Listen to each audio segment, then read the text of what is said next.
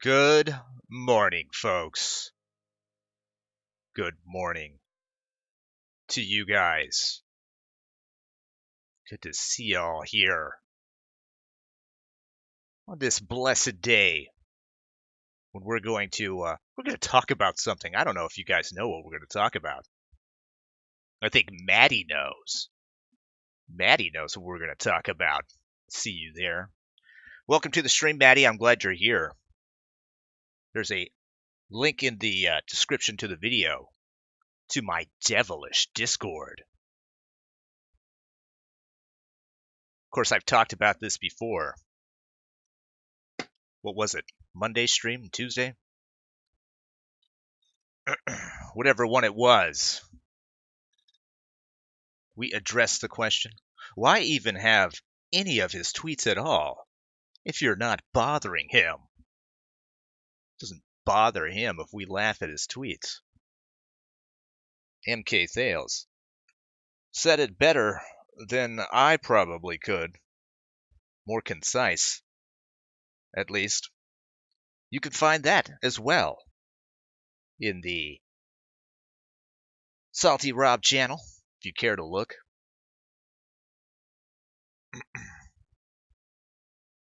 But before we get into it, let's welcome everyone to the stream. I know a lot of people got in here first. I was the first, actually. Maybe I'll give myself a gold star. We'll just go with whoever's first right now. Smile with a red flag. You get a gold star. Behemoth666 says he's typing. He gets a silver star for that. Fakest News with a question. Is this the morning decay? Why, you could be forgiven for making that assumption. Fakest News. But you get a bronze star for your effort. Jacob Gulf City Navo, welcome to the stream. He had 4 favorites today, and he was good enough to send me the pictures of his favorite comics this week. God, wasn't it just yesterday you said you would have 3 favorites? Looks like it worked its way all the way up to 4. Pretty good. Pretty great. Brian Reck, welcome to the stream. Bakala, welcome to you. Nukemal. He says Morning Optic. Oh, well, that's nice. Brian Reck says morning niece. Niece Lone Wolf out there. That's what I didn't do this morning. I didn't refresh my favorite blog. Maybe we could do that too. And of course, Maddie, welcome to you as well. Maddie says, constantly badgering people and their families because they left a certain group is childish. That assumption of yours is a bit odd, given that I don't care if Optic left our little group, our little community. Let's trigger a few people with that word. He left our community, and he no longer does art for Taka, and we're so upset. What was the other observation that you made? Something to the effect of, it's either that you're salty that Optic left, or you're just jealous because you can't do it. Well, you've reached the right place. Because obviously I don't give a shit who leaves the Tonka tribe. If you think that I can't do what Optic can do, well, maybe you have a point there. Maybe you have a very good point. Altcentrist, welcome to you. Punish Dad, welcome to you as well.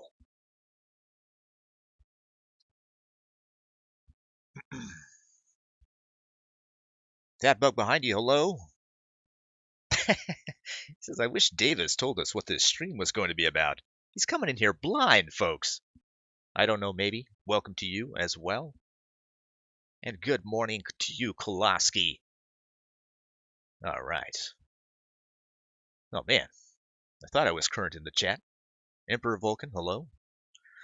William, old shy Willie himself. Half my gold star goes to my bestie, says Smile. We share around here. That's what we share in our community. We share our gold stars. Fireball Ninja. Why do you even have his tweets, Davis? You creep. Unapologetic Canadian Leaf. Good to see you here. I think you're going to come up in this discussion that we're going to have. So it's good that you're here. Literally Hotler. Welcome to you. Jimmy the Lip. Salutations. Taco Reborn Podcast. Well, hello, everyone. Darkside Dave is here. Please bow down to me, ack, ack, ack. Taco for 5. When will we talk about my breakup with Scrattles? Well, Taco, eat a bag of D. My God.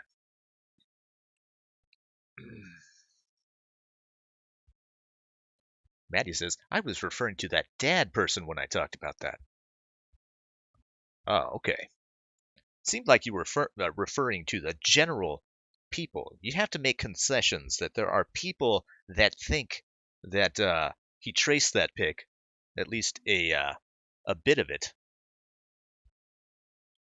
And they have a point there, don't they? Don't they have a point? We'll get into it in a bit. First thing we're going to do is we're going to get to Jacob's comic book list. We have to do it. Sisu says, wow, the thumbnail is on point. God, a lot of people here. For some reason, I don't know. Hannibal O'Neill, welcome to the stream.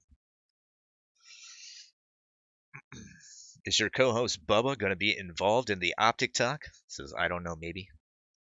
No, I think he left to refresh himself. Left the internet for a while to get centered and possibly track me down and have sex with me. You can't blame him for that. All right, let's get to some to the Jacob comic book list. Now, these are all big favorites for Jacob. This is the Black Hammer Justice League, Hammer of Justice comic book. Spider-Man Life Story. He was a big fan of that one. He's been a big fan of this whole series, the Spider-Man Life Story, it should be said. That one's number 5. Justice League, number 28. Thought it was pretty good. And Invaders. Invaders number well, it says number 7 here, but on the list, Jacob, it was number 4. So I'm glad you got that sorted out. Well, all right. So if you like comic books, Jacob says those are pretty good. Maddie says, I do not assume anything when dealing with people. There are those with drawing talent and those without. I think you did make some assumptions there. But we don't have to get into that. She goes on to say, I'm also from the crafting community. I just had all my shit stolen, so I have to start over from scratch. You had all your shit stolen. Sorry to hear that.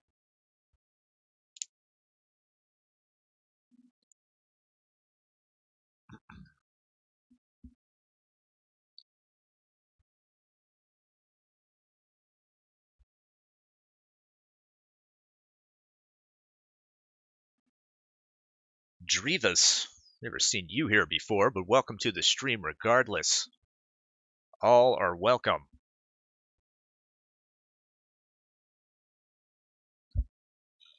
Let's see if this is the appropriate time to get into it.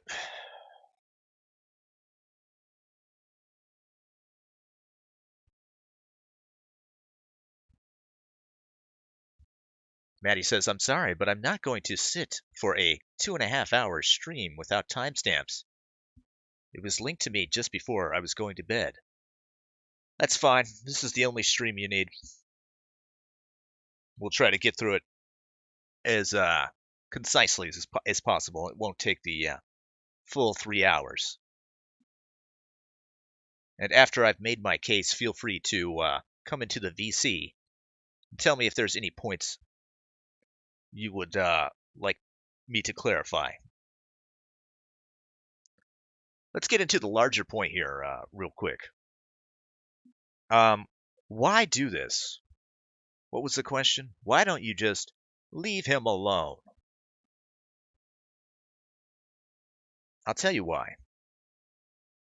Because Optic has had a history, and specifically with me, of when I leave things alone, he'll come back later and repaint the narrative as something it never was, for good boy points. In fact, one of the most egregious things that he does is that he'll make up shit out of whole cloth, and he'll let people defend him on these points. Most recently, it was this whole thing about my server and this channel, how I was going after his dear wife, how I was cataloging all his tweets, misrepresenting exactly what happened, just putting it out there, and so that other people would believe this stuff. And when it came out that that's not what happened, he didn't even do the due diligence as a journalist. Remember, he calls himself a journalist now. He didn't do the due diligence to come into a public Discord and see what was going on. No, he just lied about it. Or at the very least, he perpetuated a lie about what was going on. And when he had every opportunity to say, whoa, maybe I got the wrong end of the stick on this one, he didn't do it. And he's done this before. Way back in the day, there was something called an art battle. It was an idea that some other people had. It was born of a joke on a live stream. I came into a live stream one day, very small live stream, probably 8 to 12 people watching. And I came in and I said, I'm here to fight e-celebrities. I'm here to fight e-celebrities. It was a joke about, to the expense of Tonka Saw. The whole internet tough guy meme. That's what I was doing. And then someone said, wow, you should fight Optic Decay. And then someone else said, oh, wow, art battle when? When are we going to do an art battle? And that was the genesis of this idea. And we talked about it. We said, oh, okay, so how would this even work? After that stream, we hopped on my stream and we talked about it. We're like, okay, so what would happen with this art battle? And it became clear as the conversation went on that this wasn't going to work. There were ideas that they were throwing out. Some people from the horrible anime mafia that you've heard about, that your parents warned you about. They said things like, well, we can have judges on our side, and the Kumite people can have judges on their side, and it became clear to me that it was going to be a proxy battle between these two sides, both of which I was not on. I didn't like that idea. And so I was like, okay, it's not going to work. But that didn't stop people from adding Morning Decay on Twitter and talking about this thing as if it was still going through. And so Optic, he felt singled out. And a lot of his fans were like, we're coming to me. Davis, why don't you talk to Optic in person and ask him or challenge him to this art battle? After days, I was like, listen, okay, I'll make a public statement and say, hey, listen, I don't want this art battle. And it's true. Then one day I hopped on a stream that was hosted by Ariana. You remember her? Back in the day? And after being timed out for just being there, I went on my secondary account, and Optic was there. And we had a contentious conversation. Me in the chat, him in the VC, no one ever offering me the time to come on and talk about it, man to man. That was never an offer. But still, I had the conversation in the chat. Tried as best as I could to explain the situation and what happened. And I left the conversation thinking more or less that we'd settled it. That we'd talked like men, or as much as a man can do, talking from a chat to a person on a stream. Let's see what happened a week or two later. This is Optic Decay. This is how he works. Now, I don't know where this stream is, but this clip is from my stream, and I'm going to play this stream that he's on. I hope you can listen to it, and you can see what kind of person Optic Decay is, and why I have to do this. He hit me with that purse.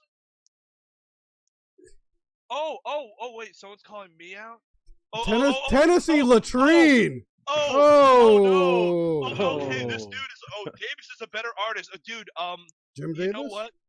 No, this dude named Davis who's begging to be on my show because he's a beta cuck bitch that I fucking screamed at on Ariana's stream. Fuck that faggot. And you know what? Invite him in here. Just invite him in here. I'll just beat him up right now. I don't care. Yo, Optic is in the fucking tear. Remember, I'm not in this stream. I'm not there. I didn't even know this was going on. I got the timestamp later. We'll continue. In the last week. No, dude, I made him beg me to fucking stop on Ariana's stream. He wasn't even in the stream. He was in the fucking chat begging me to fucking have mercy on him. Alpha Decay over here. Yeah, ladies and gentlemen. I'll lay that dick down. I don't give a fuck. Somebody may want to let Reaper of Truth know that those they're in that ditch over there. If you want to go look. Yeah, that's Tonka Saw. He was in this stream as well. It ain't pretty. We got a nice long they ain't wall. Looking like winners. We got a nice long wall and a nice deep ditch right next to it. They ain't looking like winners. It ain't pretty. Man.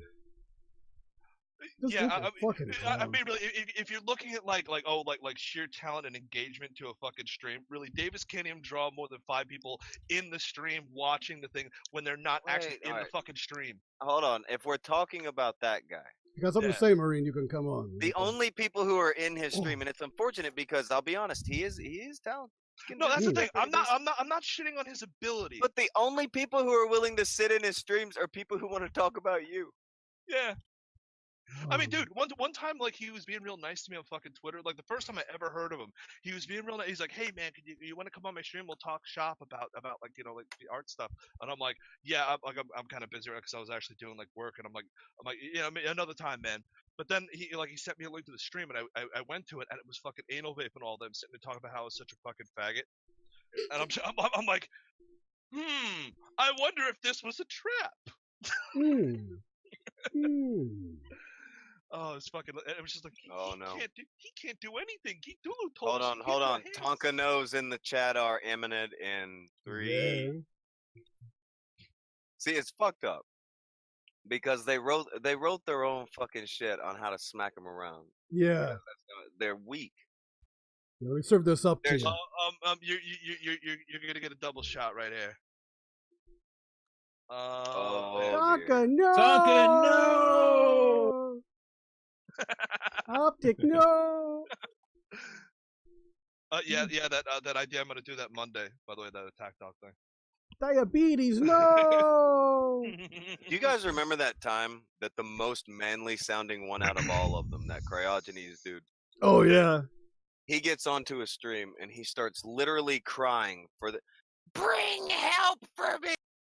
All right, that's more or less it. You see what happened there? So what did I do after that, guys? I said, wow. You can see it on this stream, in fact, where I say, well, yeah, I reached out to Optic. I said, hey, listen, let's settle this out. I think you've completely misrepresented exactly what happened. Why? I'm curious as to why. He never came on this stream. He thought he was going to be ambushed.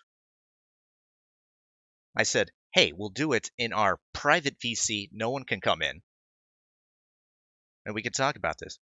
No, why do we have to do it public? Here he is calling me out, lying about me on a public stream.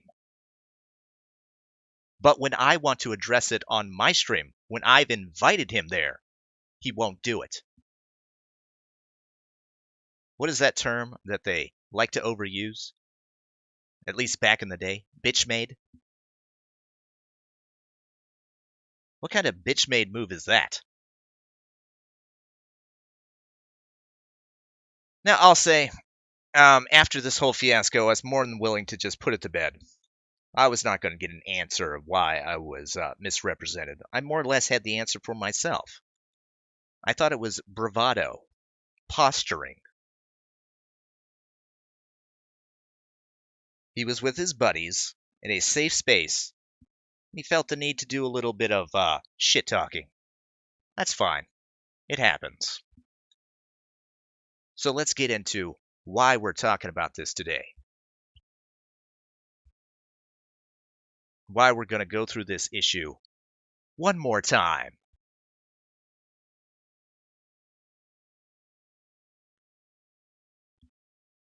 We're going to focus on the process here. That's going to be the crux. That's how I'm going to make my case for you, Maddie. I want to address something real quick. Let's just go up in the chat, make sure I'm not missing anything. Hey man, Nice Chat says, I was there. I remember that. I even brought it up to Optic in a joking manner. Yep. I think I remember you telling me that at the time. Leaf says, look, I very much do wish Optic had been upfront about the fact that he was superimposing. I love that term now. I used to draw a lot and never even thought of superimposing shit just to save time. Doesn't save time. All right, let's read this tweet.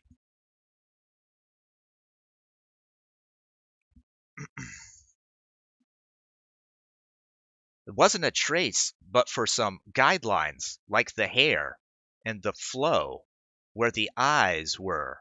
It was purposely close to the point I credited the original artist. The Vamp one was similar, but again, not a direct trace, no. Next time I'll do a 6-hour stream showing how it's done.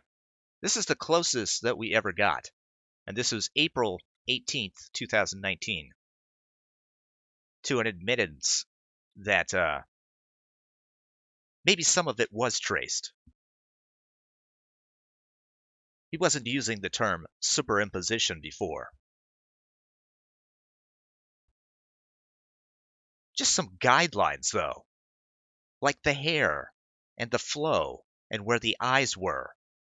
It was purposely super close to the point where I credited the original artist. Credited the original artist, huh? How did he credit the original artist, you might ask? Let's go to the original picture, to this picture. No, Maddie says, were these tweets deleted? Being objective, people can fake tweets. Hey, just believe everything's fake.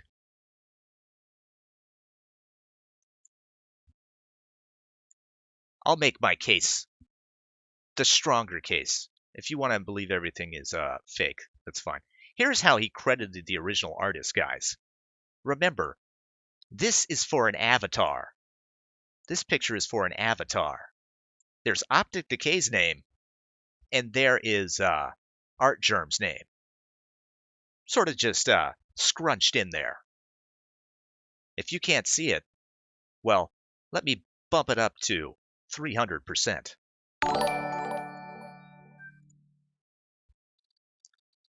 Viable Ninja, thanks so much for donating $15 to the stream. Wow. Do appreciate that. I see it has a note. Give me 1 second to open up Streamlabs, as I tend to forget to do, and I'll read it for you.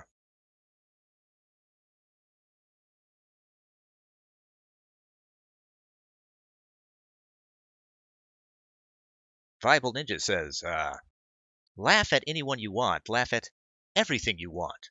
Here's some Scrattles Bella dinner money, Davis. You are a beautiful fella. Well, thank you very much, Scrattles. Looks like you're getting fed tonight. I get fed every night, Davis. Yep, you certainly do. Still have food there, by the way. I want to sleep. Okay, fair enough. All right, let's go back to these tweets here. Here's another one. We're getting close to admittance here. Shit, Greg Land is a big artist who flat out does it with wrestlers and porn, talking about superimposition or tracing. And he worked for Marvel and had a successful career out of it. And you know what? He lives his life in shame because of it. People don't like that. Suya Squad says, yep, it's a valid creation method that can also cut production time by a lot, which most clients appreciate. Ooh, let's bolster this idea that tracing is a valid method. Optic says, exactly. The things they keep bringing up are things I did for no money and asked to recreate a style or image. The one paid one, I credited the original artist. There was nothing shady or uncertain about it. Now they don't like me, and I'm some thief now. Interesting. So now he is saying that he did use superimposition or tracing. That's what I'm gathering from this. Or maybe not. He goes on to say, there are many ways superimposing, the classic grid method, laying out things in basic shapes and building it from there. Many in the industry use 3D models that they trace the poses from and set scenes. Oh yes, I know about all these. And had he said that he was tracing or superimposing, I would have been more than happy to let it go. Jacob says, Craig Land is still working with Marvel, Davis. And I bet he stopped doing what he was lambasted for. To the best of my knowledge, and I absolutely believe this is true, Optic has stopped doing it too. I don't think he'll ever do it again. That's not what we're doing here. We're not trying to bury him further for doing this. We have to point this out because he has not come forward and said what he did. If he did do that, I would be his biggest advocate. I would be the person saying to anyone bringing it up, I would say, move on. He said his mea culpas. Let's just move on. But I can't do that. Let's talk about this other example that he has, the one he did for no money. Obviously, he got money for the Leaf piece, and he says, that's fine, I credited the original creator. What about this Vamp piece? Apparently he was paid for this too, but we don't have to get into this. This is a picture he did of Vamp. This is the first example that I saw that I thought used some tracing. I'm more or less fine with it. The problem is it's a bad technique to use. And I'll tell you why.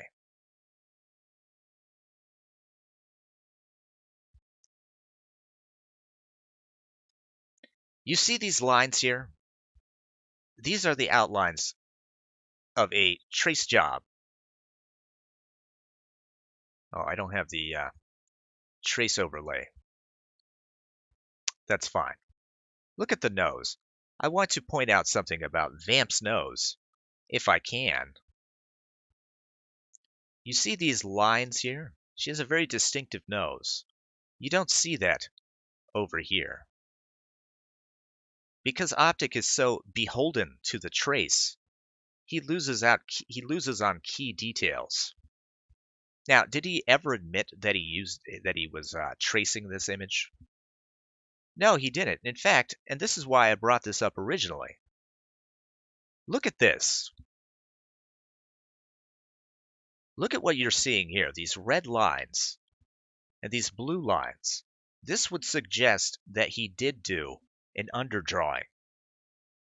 I've already walked through this before, but I will briefly walk you through it again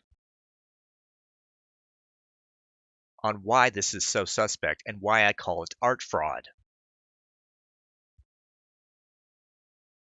Because he wants everyone to believe that he did not trace, so he makes up all this underdrawing. This vertical line right here is supposed to split the skull in half. It's supposed to act as the line in between.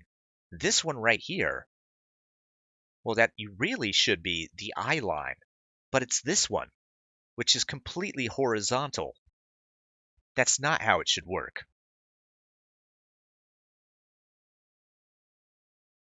In fact, it should be more like this.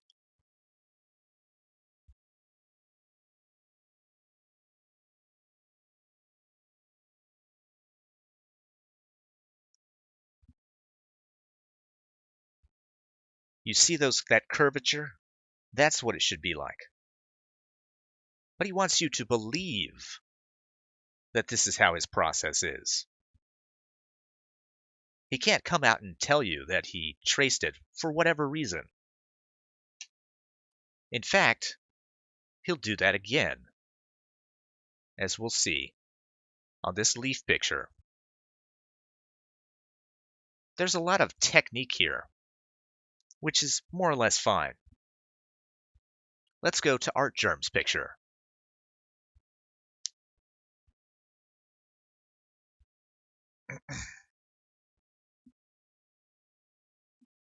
You seeing any similarities?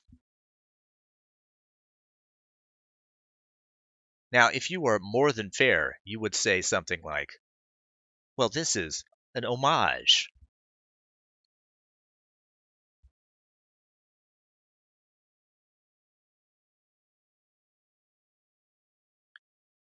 Well, why are all the lines the same?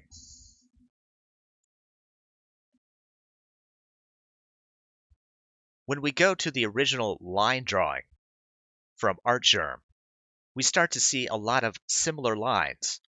Look at the hair. Why does the hair have to be the same? Why wouldn't you make this up? Why is every thread? Look at all these curvatures of the hair. Why does he have to do that? If it's an homage. Why does he have to do this? Look at this particular set of lines right here, underneath the bicep. These are just guidelines that Artgerm is going to use for shading. You'll barely see it in the finished product. Well, Optic thought it was important because he included them right here. Why would you do that?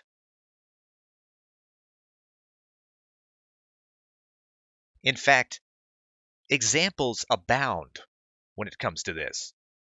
Look at the forearm armor right here. Look at it.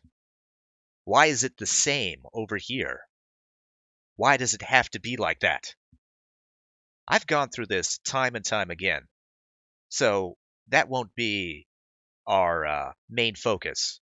I want to go back to art fraud. And I'll also circle back to something as well. When Leaf used this picture as her Facebook profile, many people came to her and said, hey, this is a trace job. And Leaf had no idea. fact, Leaf defended him. Leaf talked to him in private. Hey, was this traced?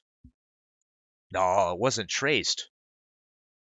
And after some time, Optic gave her his sketches. Well, let's look at those and see if we can discern something, shall we? You're going to see 3 of the basic line drawings. And my contention, I'll give it to you first.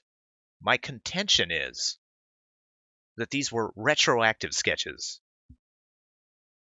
These are things that he came up with after the fact, rather than saying that he was superimposing. He wanted Leaf to believe that he used the great technique of laying in basic shapes to create an original image. So let's look at this first one and see what we can see. If you were making a female form, or any female form, what you're going to do is create a head and a torso and gestural lines to where the arms are, where the forearm is. Why do these things even exist? If he's going to trace it later, why does this process even exist?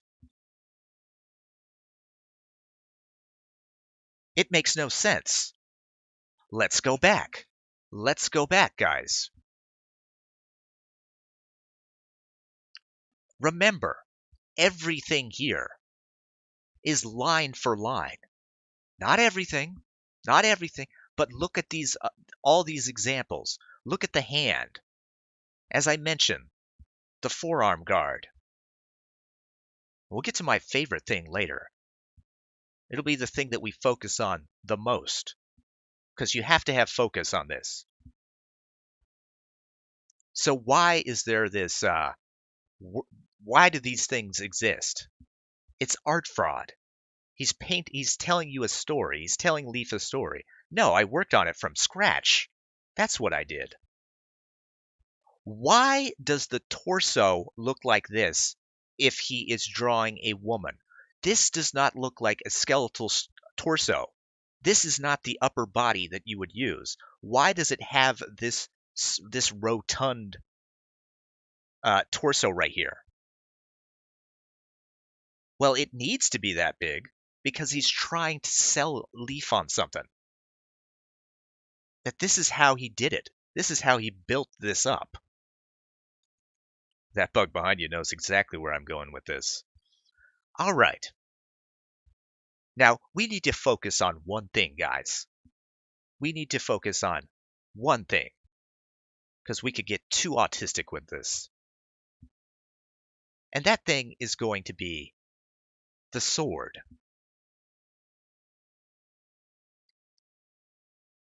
Maybe I'm getting ahead of myself.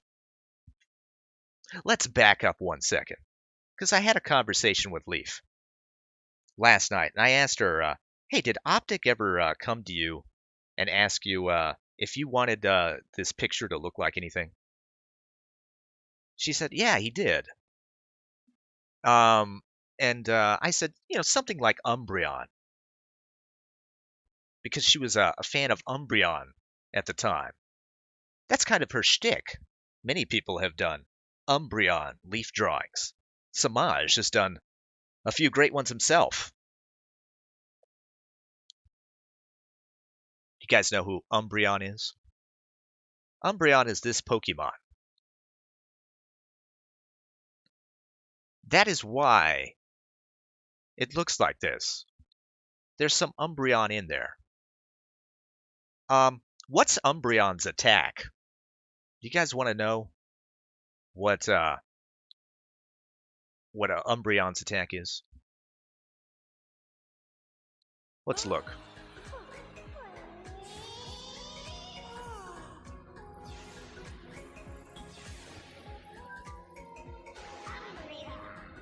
Eevee evolved into Umbreon.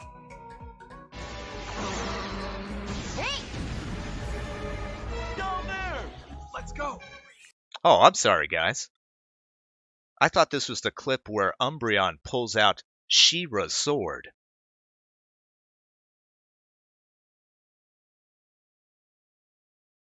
I got that one wrong, guys. Yeah, look at this fucking sword. This is goddamn She-Ra's sword. I didn't even put this up here. Let's bring it up. That's She-Ra's sword. The new She-Ra.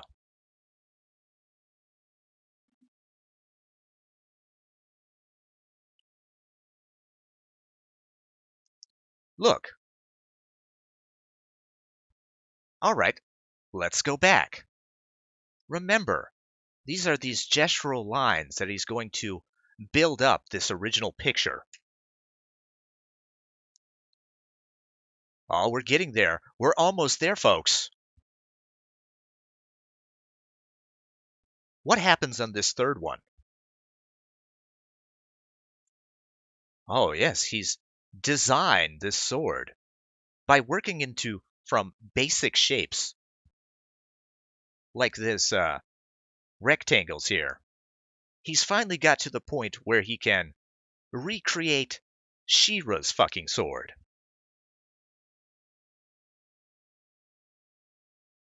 Why? Why does an Umbreon-inspired picture of Leaf have She-Ra's sword?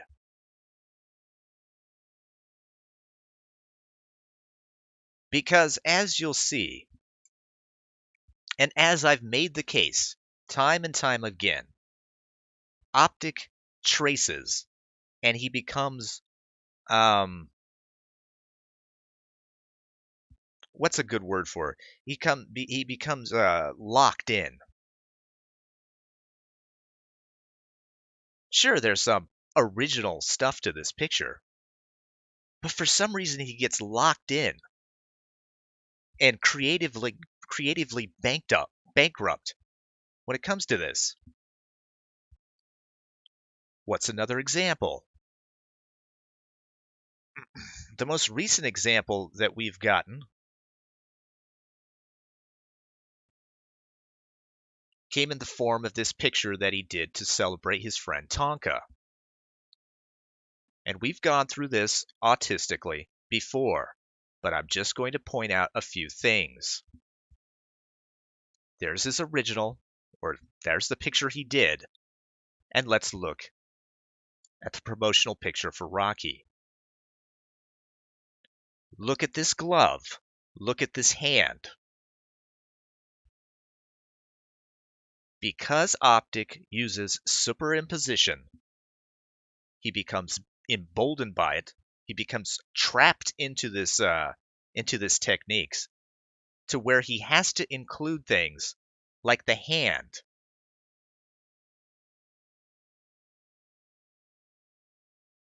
He didn't want to make a boxing glove because Tonka isn't a boxer, so he does this. He makes this horrible looking hand because it has to. That's where a hand is, right, guys? That's where the hand is.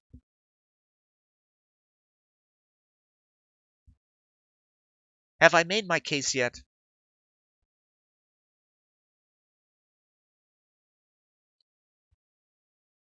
You know, this morning, when I went to look for Umbreon,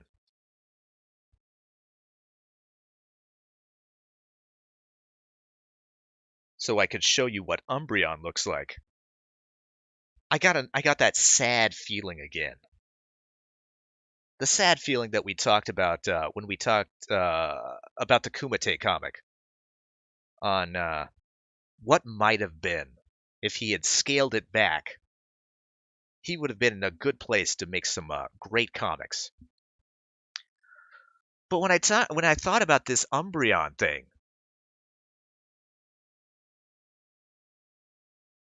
I was like, this could have been really fucking cool because Umbreon's attack is visually striking. You know, the ball of black light.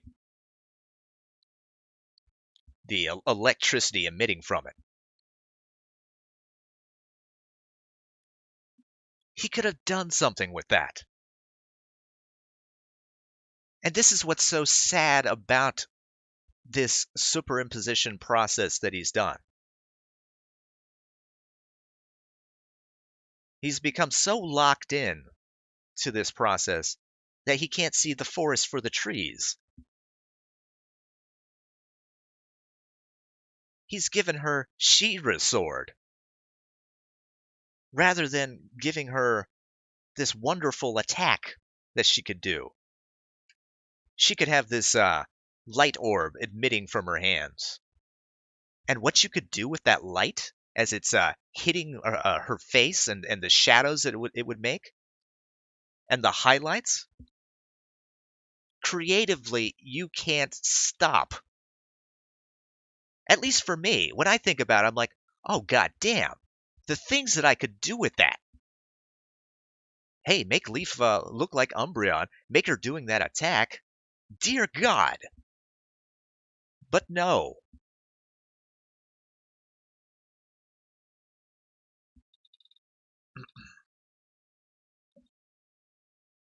That bug behind you, pointing out, Nightbeast, the flag is the most egregious part.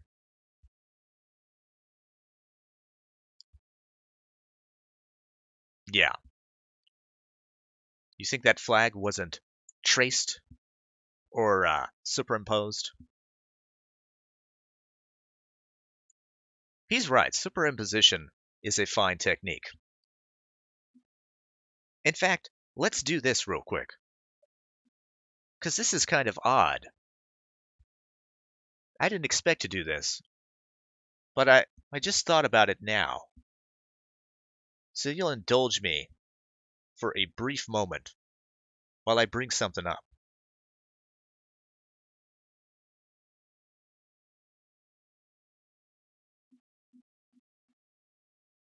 Leaf says, I love Umbreon.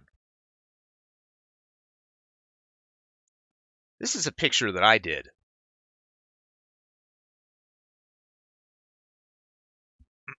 Does it look familiar?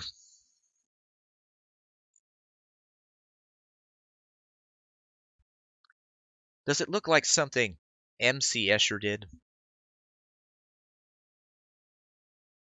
Because it absolutely is. In fact, I took the original Circle Limit 4 from MC Escher, and that was my basis for this whole thing. This says MC Hammer. And Optic claims that you can watch him starting something from the very beginning to see how he does things.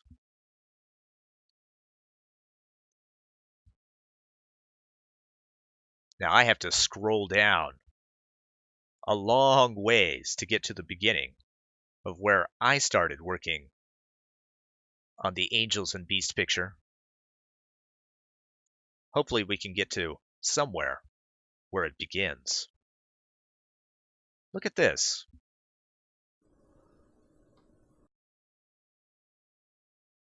Well, look at that. Is Davis using a superimposition technique?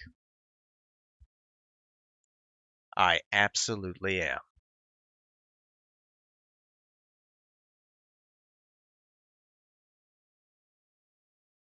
But am I tracing it?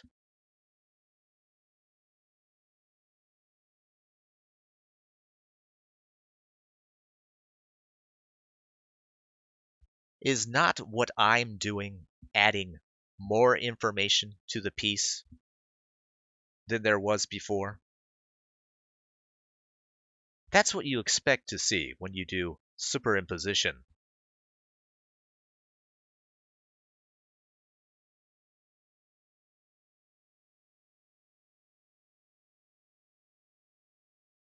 So let's look at Circle Limit 4.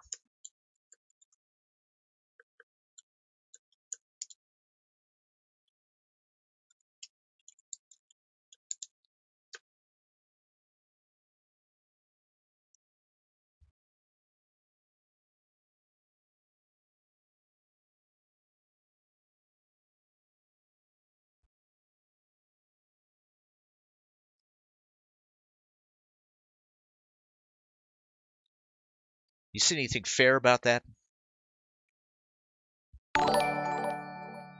It's a great piece.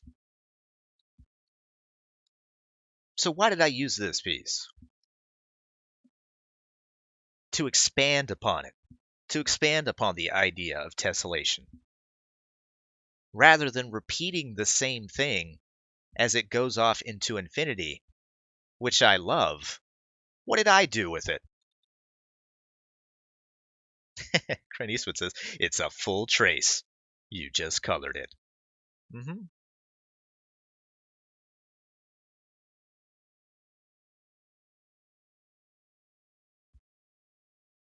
I wouldn't have done it if I didn't know exactly where I was going with the edges.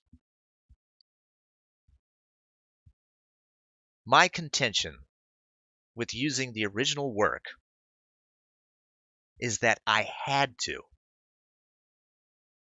make the response on the picture. I needed that information there to sell you on a new conceptual idea, and that is a degrading tessellation. As my picture goes off into infinity, the tessellation breaks down.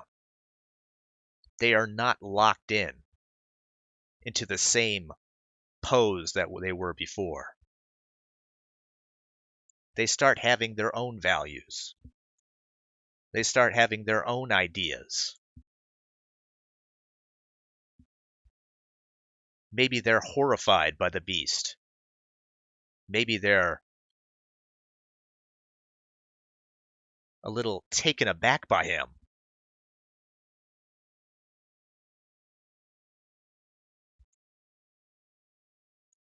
That's my homage. That's the kind of homage I do. What kind of homage does Optic do?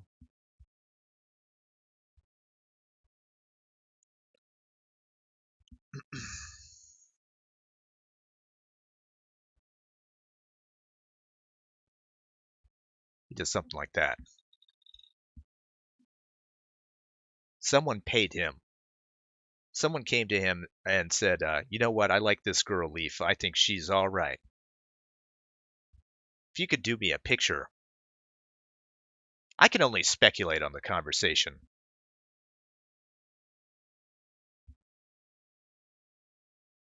Let's wildly speculate. Hey, Optic does a lot of wild speculation, so let me speculate for a bit. This is how I think the conversation went. I think the person that commissioned this picture said, hey, can you do a picture of Leaf in the style of this artist? This art germ fella?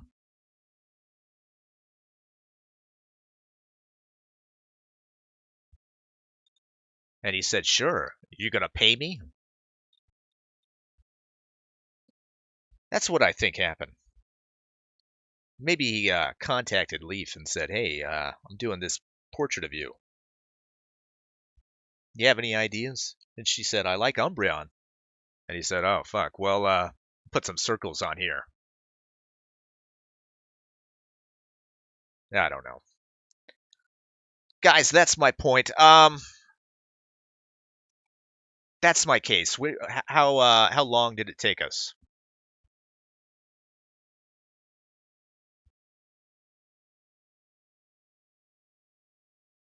A little less than an hour. Little less than an hour. We did it.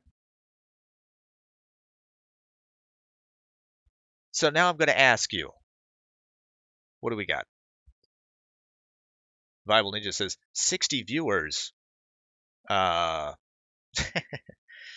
Tripling the competition. Well, there you go. And no one in the Discord VC, by the way.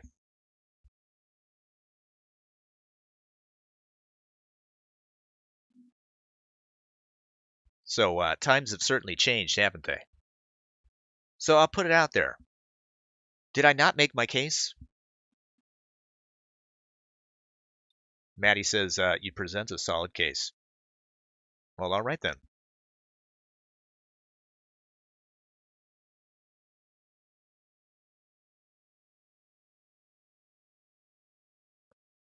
So I'm going to go a little bit further with this.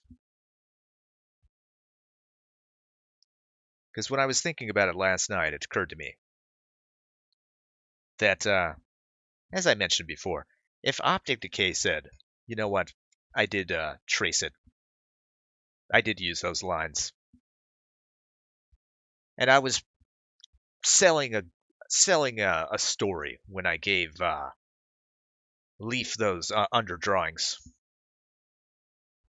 That was my bad. I was embarrassed. You know, maybe I had too many commissions at the time. Whatever the story is, if he actually said, you know what, I misrepresented what happened, I would say, okay, fine. It happens. It does happen. You've seen it time and time again. Remember, Disney used to do that.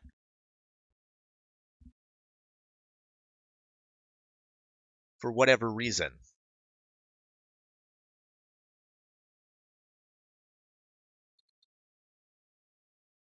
But if he actually said that he did it, I'd be more than happy to be his advocate, because the truth is, I don't want to shovel people or bring them down. I'd rather bring them up. Now, why is that? Because doing this shit is hard.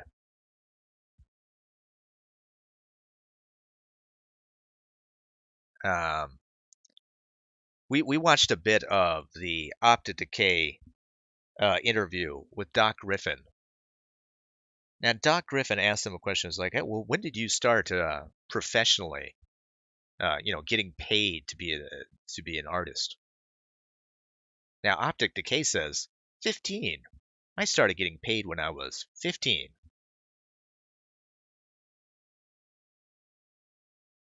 A bit of bolster, I think, for whatever reason.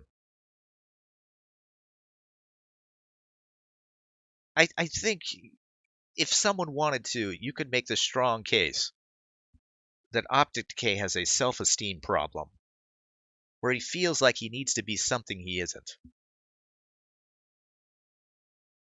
Now, I've recounted stories of when I was paid for commissions when I was 15 years old. I used to do a lot of art contests. I got a sizable amount of money, but that was not me being a professional artist. That wouldn't come until a long time later. Maybe when I was 24. Maybe when I was 26. It's hard to do it. You have to work without a net. You have to decide at some point, listen, I'm going to quit my day job and I'm going to rely on myself. And that shit becomes scary as hell. Maybe I've told you the story. In New York, when I had it gotten so bad to where I only had change. I only had a handful of change to get me onto the subway so I could go out and paint some pictures and hopefully sell something. And I didn't. I didn't even have enough money to get back home to Brooklyn. I stayed out in Union Square, hoping desperately. I had all these little pictures. Finally, I sold one. I sold one thing. One little picture. Can't remember for how much. Too little. I think I got $15 from it. Just so I could get home. There were so many times like that. And I'll tell you what's so great about that, those experiences. We talk about starving artists. Yeah, there were times when I was fucking starving. But I did it. I did it myself. When I would get paid, when I would sell a painting and get myself out of that hole, I did it. I did it myself. Know how I got to New York? I used to live in Austin, Texas. That's when I started being a professional artist. Did I ever tell you that story? I'd had enough. I'd had enough of doing day jobs, working for temp agencies, and doing shit that would drive me fucking crazy. I liked all those jobs, but it wasn't me. And I wanted to be a fucking artist. I had things to say. So I borrowed my, God, I guess she was my ex-girlfriend at the time. I borrowed her camera, and I took slides of every painting that I had. I had 9 paintings that I would consider finished. Not 12. I wanted 12, but I only had 9. And I took pictures and turned them into slides. Yeah, I bought slide film. You remember back in the day? Maybe some of you don't. But every gallery, they wanted slides. So I did that, and I made a portfolio, and I sent it around till I got to one gallery, and I gave them my shit. And this is one of the best moments of my life. And I think I was 24 years old.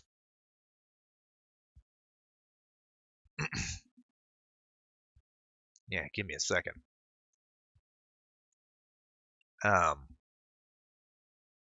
So I gave them my slides, and got back home, and it must have been like 2 hours later. I got a call back from the gallery. Something magical had happened. Some woman had come into the gallery, and she was looking for emerging artists. And she had taken a look at their gallery and looked at everything on the walls, and nothing really spoke to her. And the woman that was running the gallery, she says, well, you know what? I just got this portfolio from this young man who came into the gallery, and he dropped it off. Would you like to take a look at it? And she did. And the gallery had called me back to ask me how much for 2 of those paintings, because the lady that was there wanted to buy 2 of them.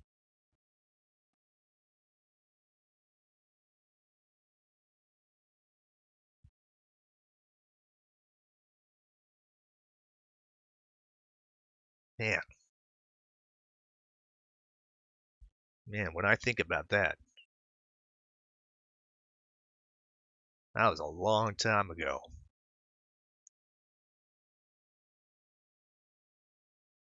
But anyway, yeah, that set me off on a course where I would,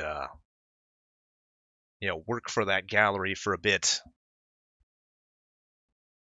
have a falling out, find myself on the streets of Austin, Texas, painting buildings. I thought, you know what? The best place to see people, real people, and for them to see my work is not in a gallery. People have to go into a gallery.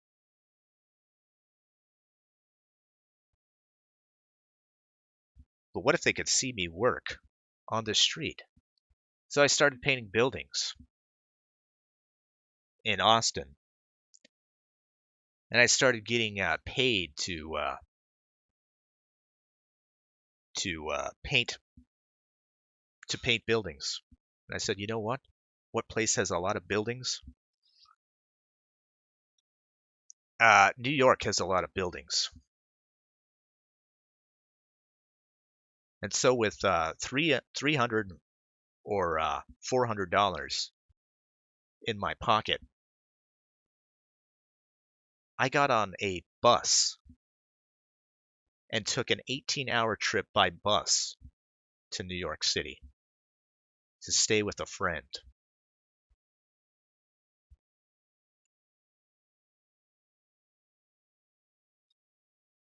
This wasn't the first painting that I did there.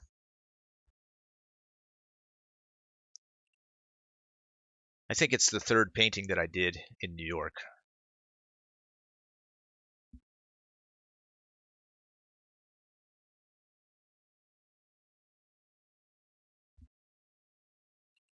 Painting the Met.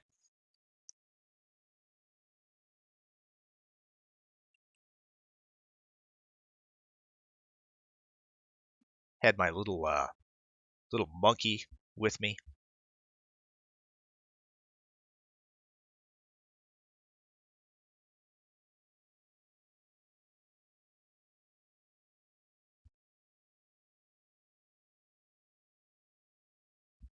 Yeah. So what I did is I just started, painting buildings around there. I went to Fifth Avenue.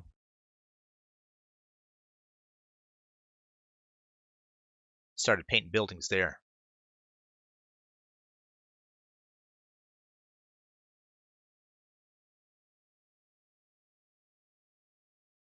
This picture, I think it's done in 2003. Was bought by a lovely couple that lives in this building. This is 40, building number 40 on Fifth Avenue. One of the best people that I've ever met.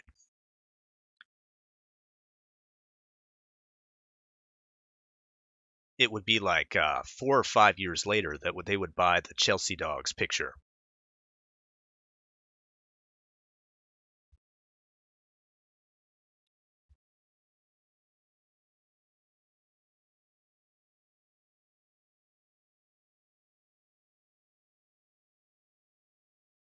Yeah, but I was on the street, I don't know, probably like 3 weeks doing this picture. Probably could have sold it 3 times over.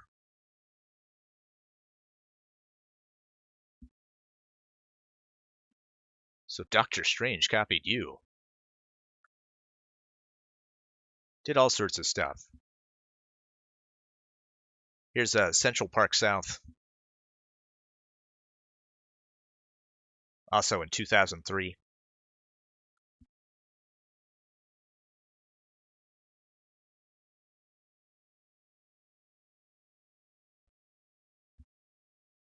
Spent a lot of time out in the streets. But during the winter, I would try to find a way to get indoors, even if it meant lying. This is the Natural History Museum.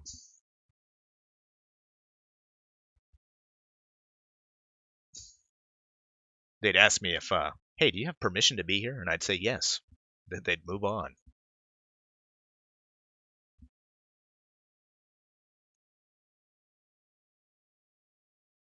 Old work, yeah, Marino. Here's the Flatiron.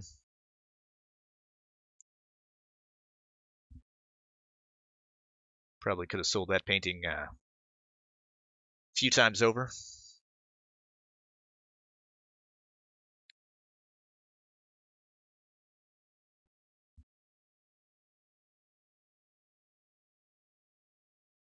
Viable Ninja says, I don't know, Davis. It looks like you traced it from your mind's eye. Put in Sharknut's voice for you. I painted the Met so many times.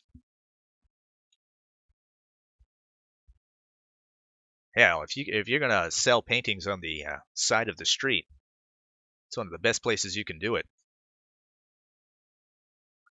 Reminds me of fisheye lens, or on lornography cameras, for sure.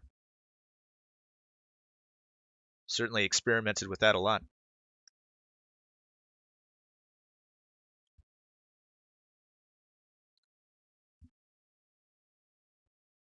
I got to do the interior of the New York Public Library on Fifth Avenue. That one I didn't have to lie about, because the president of the library himself came outside, saw me working,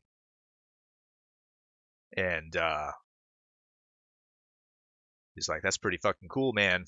No, he probably didn't say anything like that. It's a very studious guy, as you probably can imagine.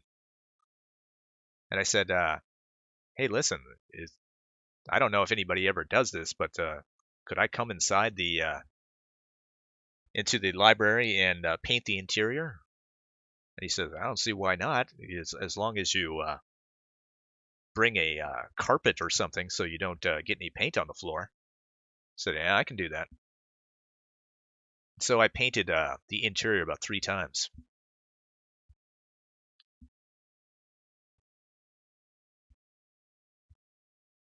Now, these early paintings are all going to be acrylic.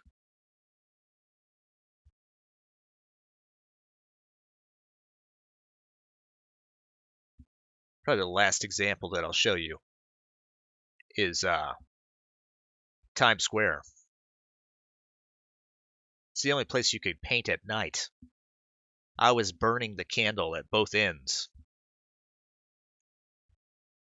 painting during the day, trying to squeeze as much time out of the nighttime. Tell you the story about this painting. It's had to be about October, because one night when I was working on it, it was Halloween, and there was a mob of bicyclists riding in costumes down Times Square. It's fucking surreal.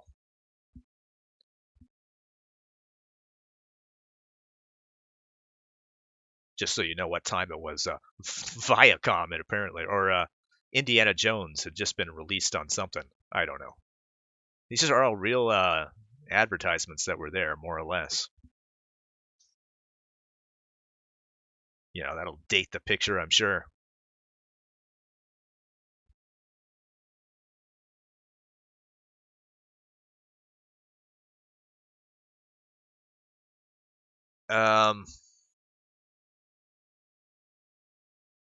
Yeah, at some point when I was doing the Met,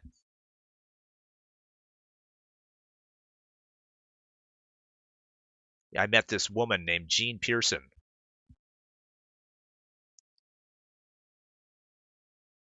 who said, "You need to go paint the Chelsea Hotel,"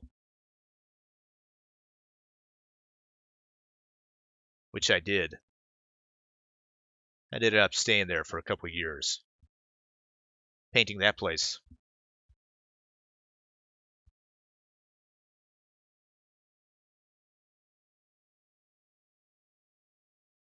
And that's when I started working with oil.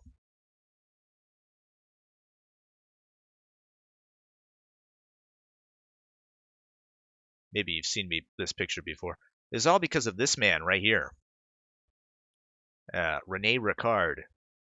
He didn't want me to paint his picture, so I just painted his hat. But yeah, he taught me a lot about oil painting, including using black oil.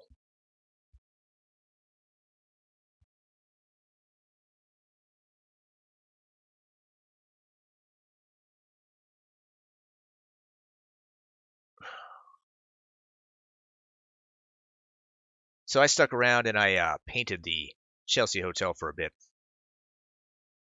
There I am, working on that picture. A friend of mine took this picture. There's my friend Nikki and his dog. Her name is Wallace. Wallace. Fucking pug.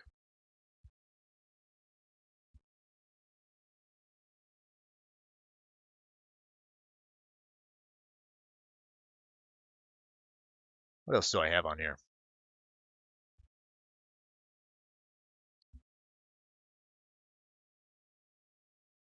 Did so many pictures of the lobby. And they were more than happy to let me do it. An artist painting in the Chelsea Hotel had a certain draw to it, given that it was an art hotel. They were more than happy. Of course, I did the exterior a few times as well. Probably most famously here.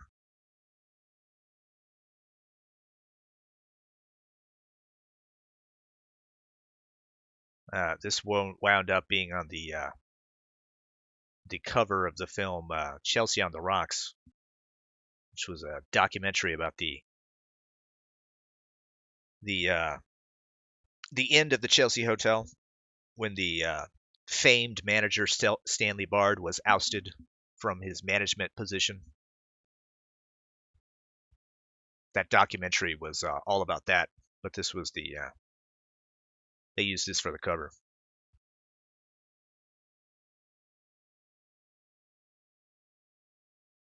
Turbulent time for sure when I was working on it. It'd have people taking pictures. This was one of my favorites.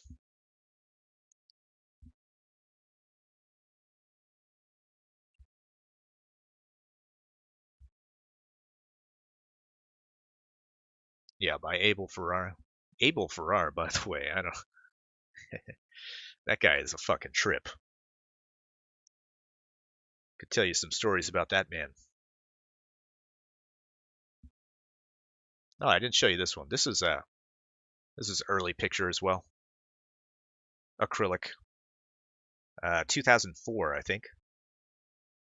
St. Patrick's Cathedral. When I talk about difficulty in these things, this is an example of it. Yeah, we got it done in an hour, Water Jabbers. So we don't have to talk about that shit anymore. We can just look at artwork. When I talk about working from life, there's a second part to it. Now I'll sit on the street, as I've said, but I'm not painting necessarily what I'm looking at. Because if you look at this point of view, I can't get this point of view from sitting on the side of the street. So I have to make things up.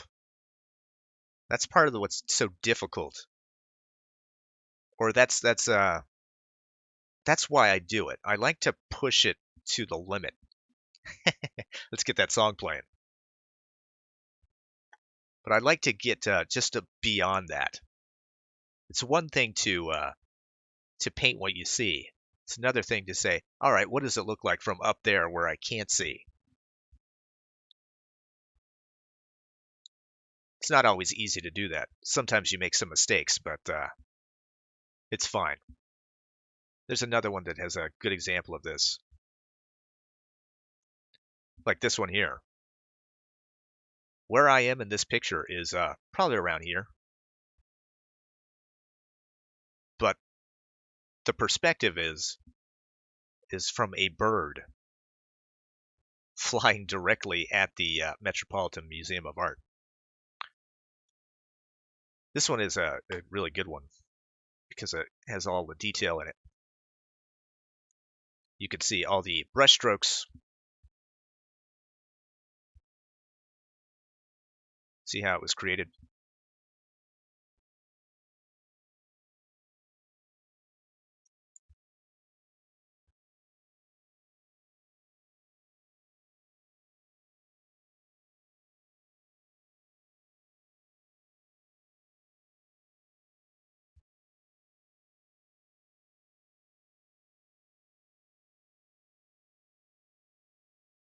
There's me. Little bird there.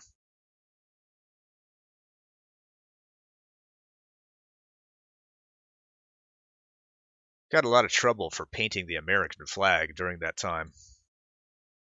But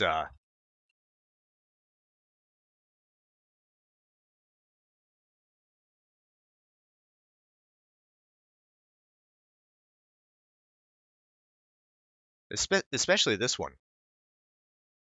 I went out to paint the Wall Street.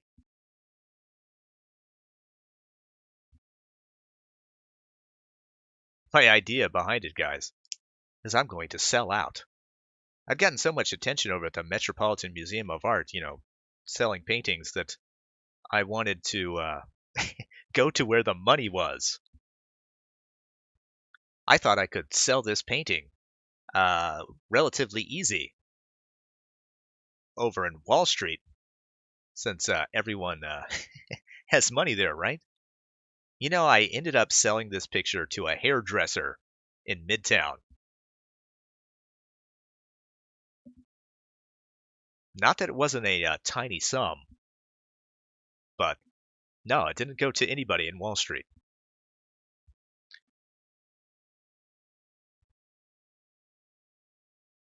Want to say something funny about that particular picture?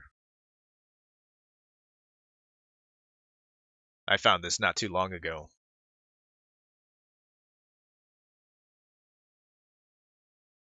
On Shutterstock.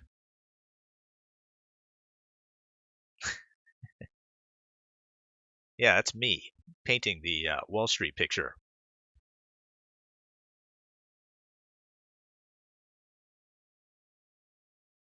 Davis tried selling to Gordon Gekko.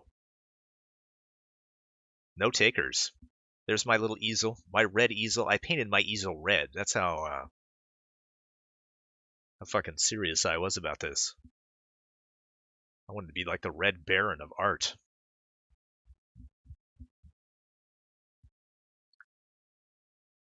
It's a good photo. I can't use it without buying it, though. It's not you. There's no monkey.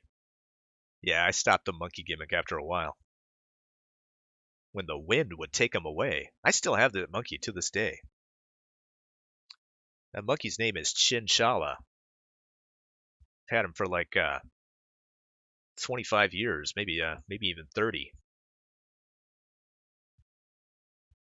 He's probably pretty ratty at this point.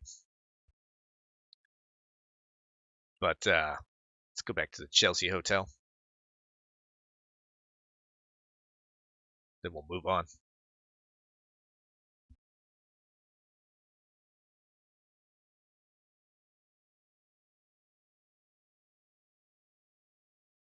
Probably not the best thing out there.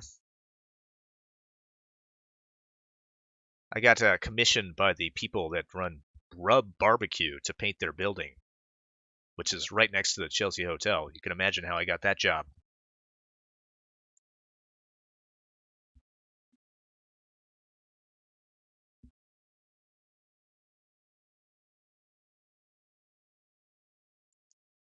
Turbulent times. I forgot all about this. There's a sign that says, "Bring back the bards." People were doing that. At least one guy. He would hang out this banner that says, "Bring back the bards." Stanley Bard and David Bard, who were ousted from the hotel.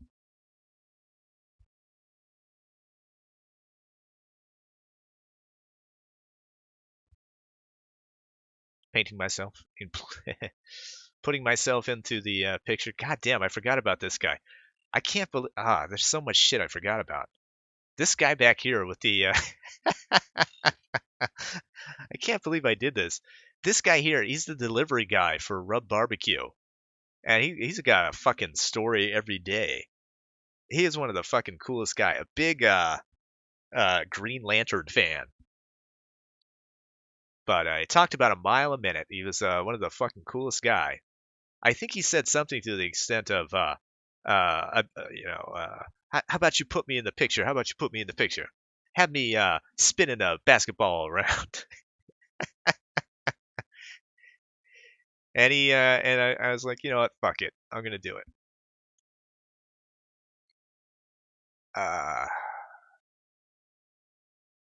They ended up turning this picture into a lenticular.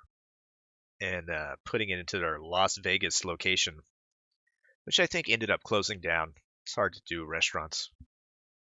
Restaurants are hard. Painting yourself, geez, what a narcissist. Exactly.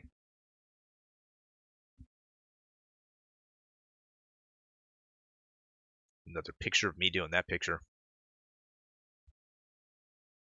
It's my vanity coming out.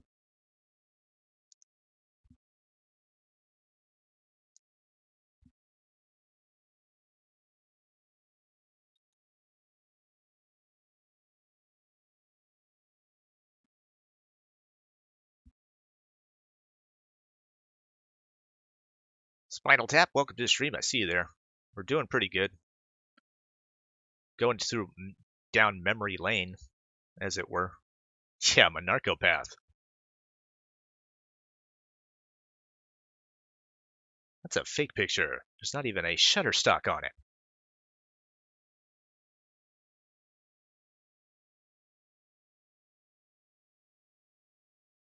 You look like the dollar store version of Trent Reznor, says Apathetic Ranter.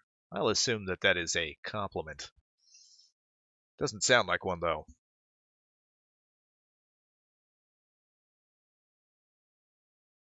I don't know if I have much more to show you guys.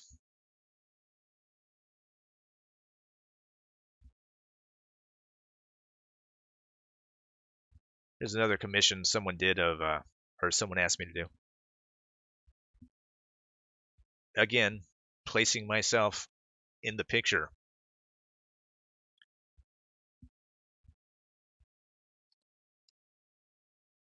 At some point, these pictures became more biographical. This guy in the blue, he owns Chelsea Guitars. He bought a painting from me. This guy here, he's the one that bought this painting. This guy here works at the guitar shop. All these guys used to hang out at the guitar shop. And yeah, we would have a good time. Shooting the shit. Talking about any manner of things. At some point, this conversation came up about one of these guys had the original layout for the Chelsea Hotel, and it turned out these columns here, they actually exist underneath these metal grates. So for whatever reason, I have him ripping off the metal grates to expose them. This guy right here is 3D Bob. Now he's one of the he's the guy that created that lenticular. That's what he does. This guy right here, he owns this dog, and he's a cool motherfucker. And this dog is cool as hell. At least I thought he was cool. Till I realized that he's a fucking critic.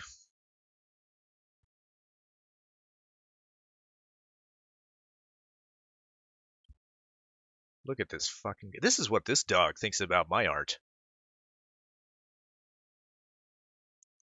Someone snapped a picture of that. I couldn't believe it. I was like, it's fucking great.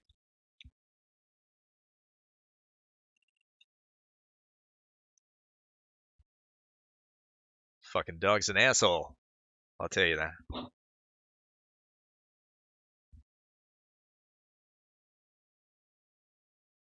So you might be asking, okay, why are we doing this trip down memory lane, Davis?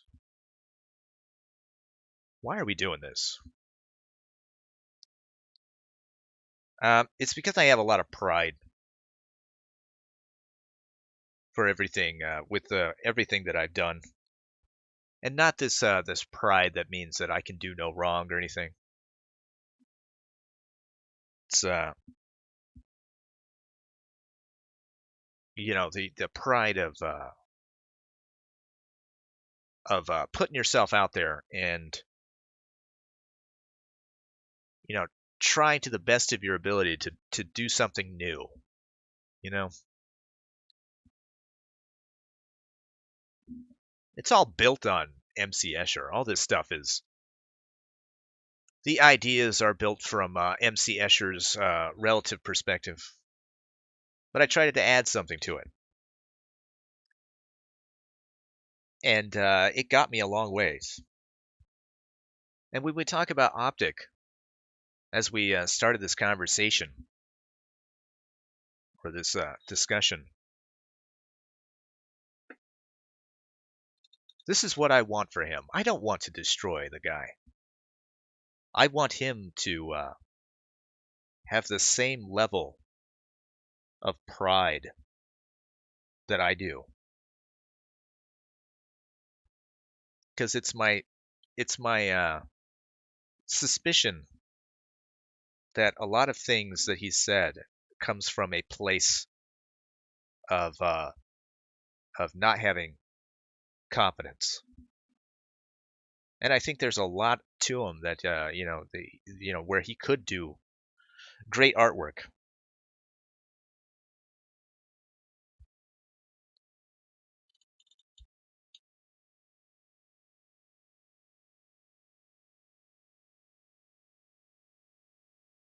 I think rather than spending time doing little things, take some time to actually truly accomplish something great, something that you can be proud of. Knock off all this shit, man. I don't really have a beef with you.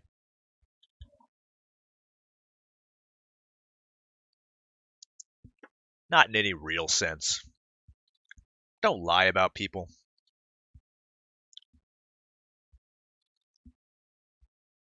If you say you're moving on, that's fine. Move on. Am I going to move on? No, I'm not going to move on. I'm going to do whatever I want.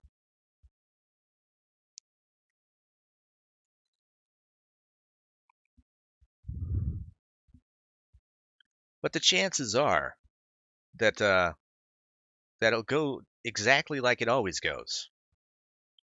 Things will just happen. You'll just naturally, I'll naturally just forget about Optic. Every once in a while, I'll muse at something. Stop being a baby. Stop trying to get sympathy from people. Don't do that. I'm not going to tell you to be a man or talk about what it means to be a man or anything like that. It doesn't matter.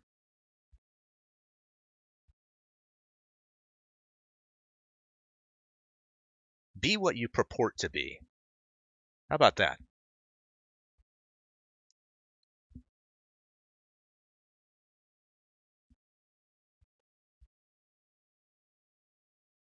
Do something that you can get some pride out of.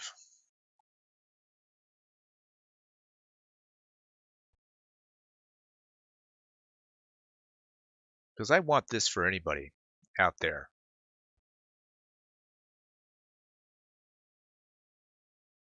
I mean, you never know when you're what the best time of your life is. It's old man speak.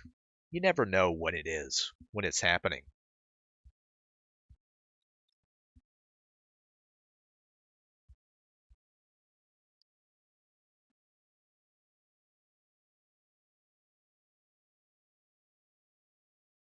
I have this sneaking suspicion that the best times of my life was when I was struggling.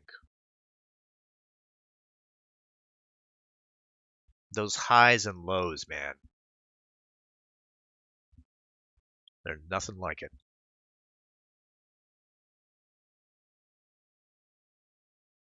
I don't know. Maybe we'll see a stream like that from Optic, where he goes back, as he says, through 30 years of professional work. I'd be interested to see it.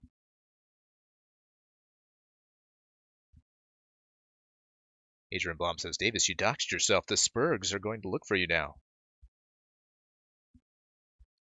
Come to Georgia. You're welcome to come to Georgia. Everybody except Bubba.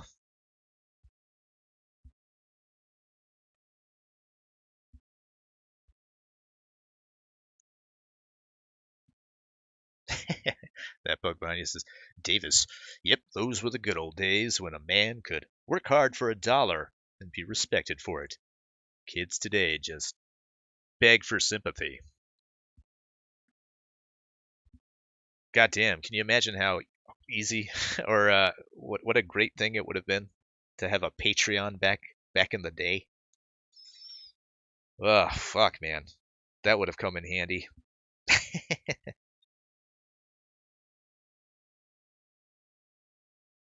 Viable Ninja says 100% on the real, Davis. I went to him yesterday. I gave him some honesty and blocked.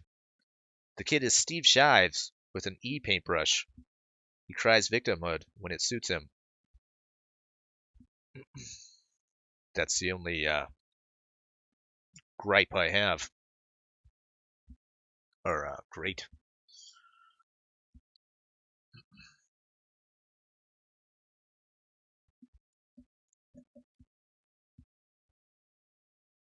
Epithetic Ranter says Bubba's already in Georgia. He's right behind you. If only.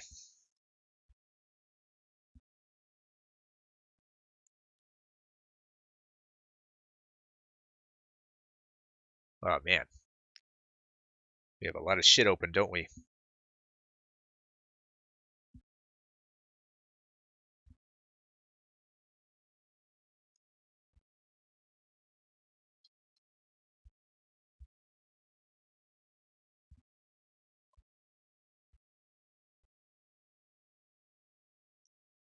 Altcenter says hopefully Optic has an apology stream, but it's probably going to be a few days before he can walk right again.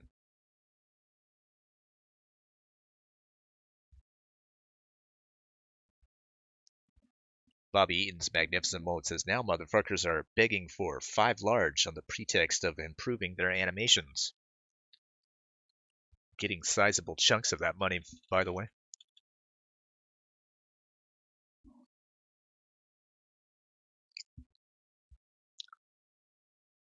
Diz says, was that the same hat you have now, Davis?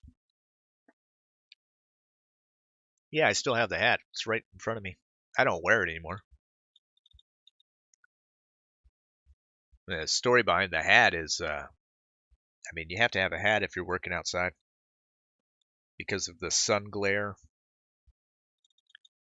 Always looking up, especially for what I was doing. I was always getting the sun in my eyes.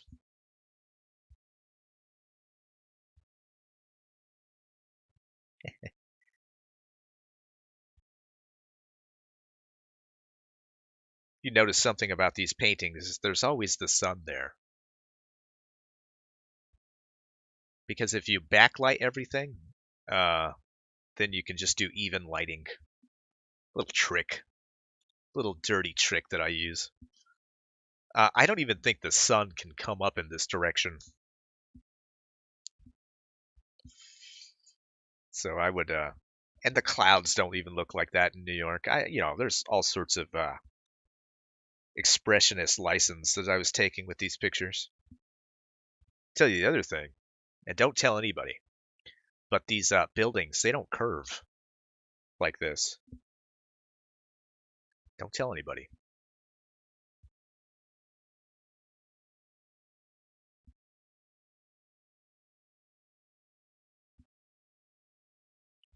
It's a cool painting, Spinal Tap. Is that New York? Yep. All New York. But the clouds, Davis. What of the clouds? I love painting clouds.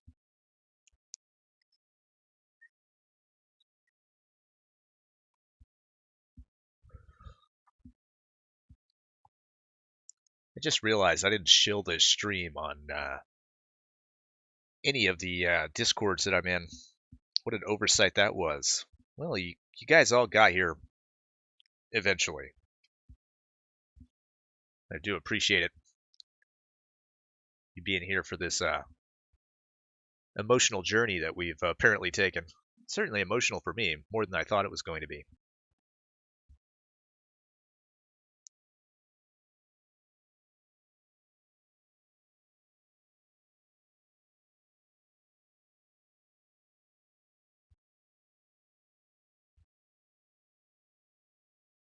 I don't like this painting. I want to point this out as well. I did a lot of paintings. I did probably about 12 paintings a year at times. Some it slowed down considerably later on because I was working much bigger, and of course working with oil. But yeah, I did about 12 paintings a year, and not all of them I have pictures of, and not all of them were great. But this is an example of one of the ones I wasn't happy with. The lighting is not good. There's so many problems with it. Fucking hate it.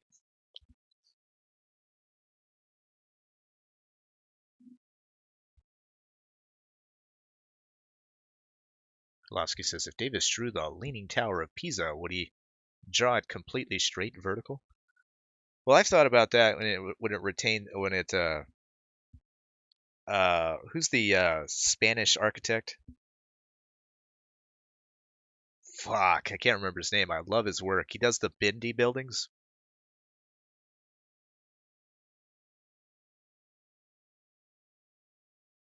God damn it, I can't remember his name. But I thought about going over there and painting his buildings. But then I was like, all right, they're already painted. They're already done. Apathetic Ranter says, can I ask you a few art questions before you fuck off for the day? Oh, you're in the Sally house? Yeah, I can bring you down. Apathetic Ranter, you're on the stream. I'll wait. Hey, thank you. Sorry about that. Perfectly fine. Like I really liked your detail work. Have you ever done any like fantasy drawings other than the werewolf and angel thing? Yeah, I guess I did one for Blossom.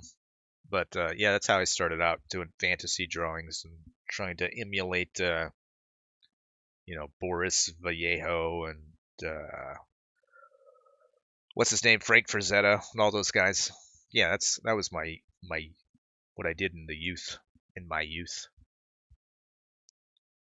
I would cause it's not. I stopped talking about how much I love dragon shit because furries fucking ruin everything. But I would love to see like your interpretation of like dragons, because your detail work on scales and patterns would be amazing. Did Thrax send you? No, I'm Are not you a a ringer? goddamn furry. Fuck Thrax. No. Furry fuck Thrax. Oh my gosh. No love for Thrax here? No, I don't even know the dude. I see him sometimes in the Kumite chat, and it's like, oh, that's the vamp. Yeah, I don't know if I'll ever do a dragon. Yeah, no, but never say never, right? If I ever get commissioned to do a dragon, I guess I'd have to do it, right? I'll think about it. My budget's more fucked than a hooker with back pay. More fucked than a hooker with what? Oh, sorry, I mixed up. My budget is more fucked than a hooker with back. All right, you cut out at the end, right where the joke was going to be. So, yeah, sorry about that. That's fine. All right, any other questions? Because you started out doing just straight up painting, right? Like that's how you started your commercial art. Well, how it worked out for me is I, just like I was a kid and I started working with markers and shit like that. My dad would bring home, just a shitload of markers from the craft store, and I would do poster contests, and I'd work with that. Then he started bringing home paints because, there would be large stretches of the painting where it would just not be cost effective to use markers on, and or even time. It wouldn't be effective with time. So I started, painting, just basic stuff.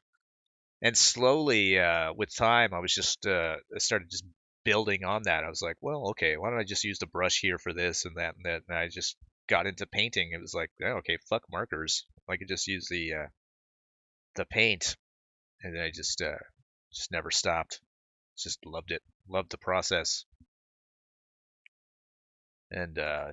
from there, I just held on to acrylic for probably too long, just seeing exactly how far I could push the medium.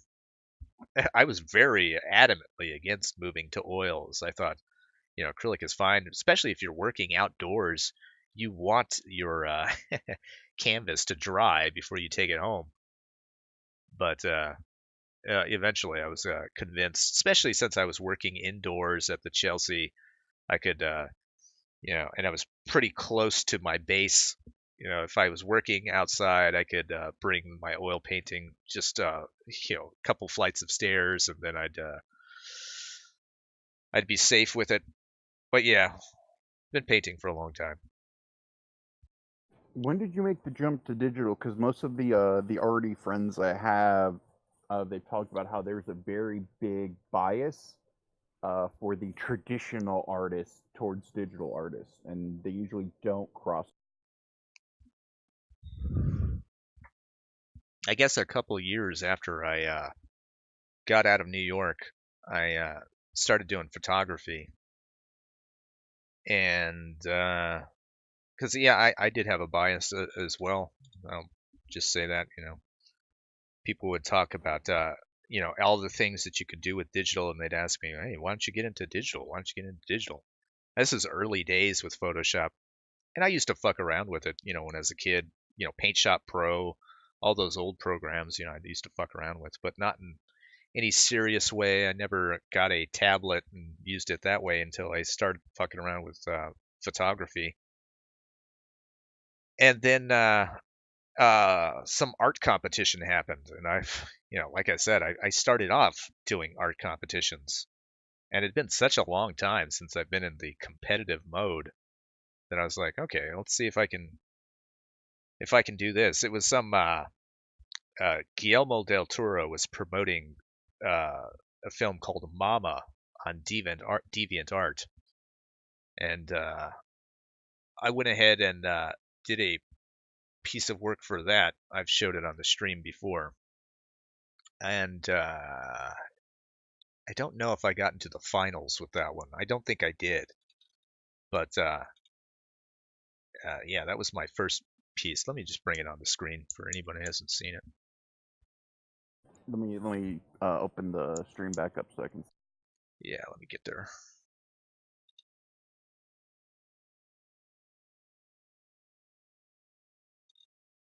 It'll take me a second to navigate the new layout on DeviantArt.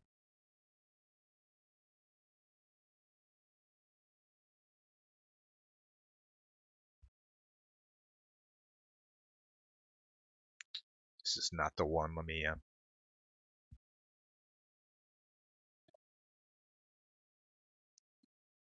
But yeah, it's probably a little too dark, and I don't mean like in subject matter, but in the actual execution of the piece of work, it's probably a little too dark. Probably some things I could have done here and there. See, this is why I would love to see you take on like more like fantasy type stuff, because that art style is just fucking fantastic. When combined with fantasy motifs like dragons and demons and shit like that. Like I'm an edgy kid. Fucking, I never grew out of being a fucking goth in high school, so it's like all that shit still gives me fucking art boners.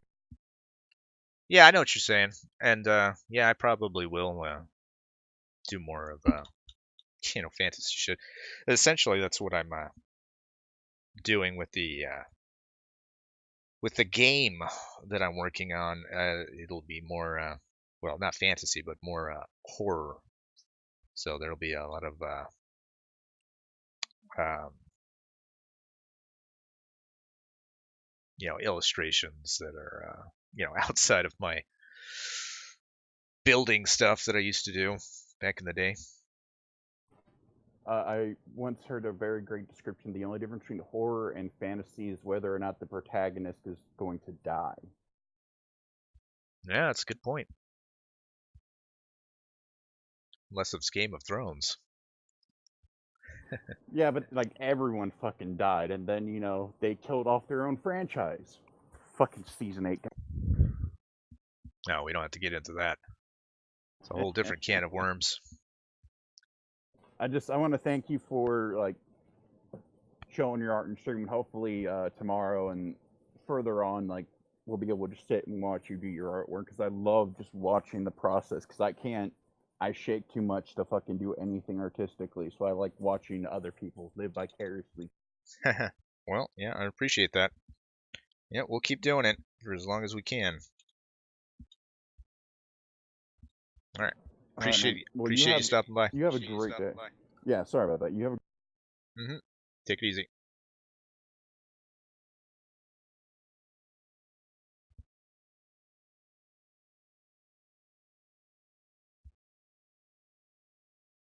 Ugh, sometimes I see this old stuff and I want to go back to it. Fix it all up. Can't always go back. Especially this one. This was the one I would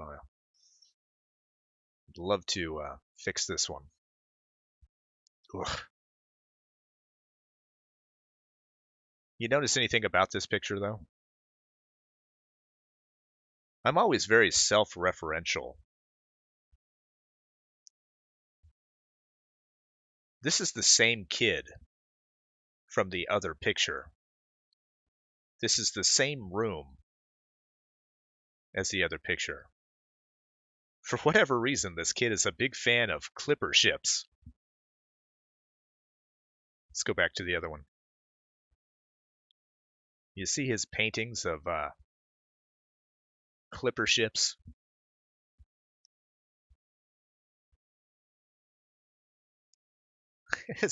This kid is not having a good go of it.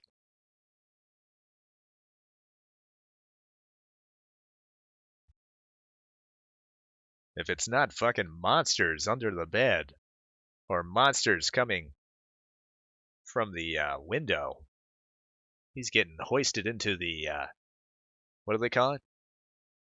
The nether, or, the upside down? What is it called?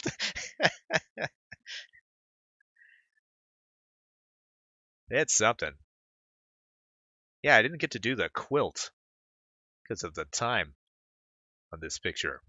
Spent way too much time on this painting over here. And I'll tell you why I did it. Because this painting back here, I call it the African Shaman. What had happened is, this is how autistic I am. I've entered a lot of contests in my days. And one of the things you do when you do contests is you try to find an angle.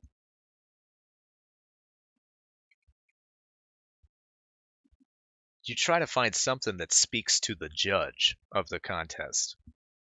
And I heard that James Wan would be one of the judges for this picture.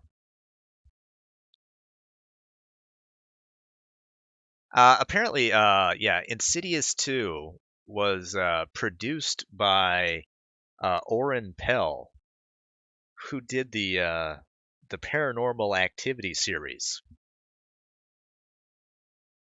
And he's pretty cheap with his budgets, as you might know. In Paranormal Activity 2, there's a scene, and I don't know why I caught it. I watched it at the theater.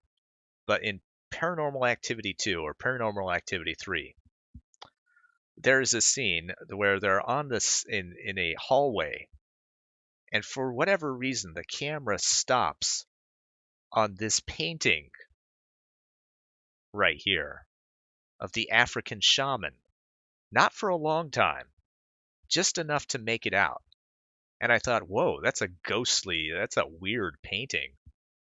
It has no impact on the plot at all. But for whatever reason, I guess because I'm a painter, I noticed it. So I was looking for inspiration to do this picture.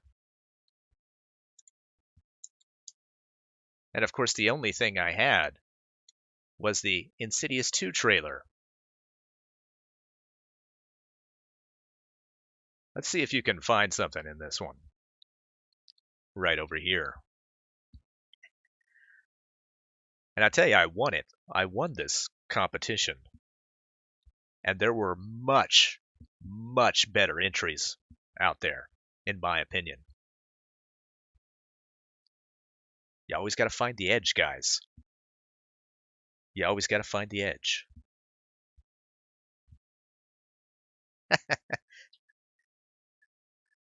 Now, I'm going to say it before you guys say it. Yes, I traced it.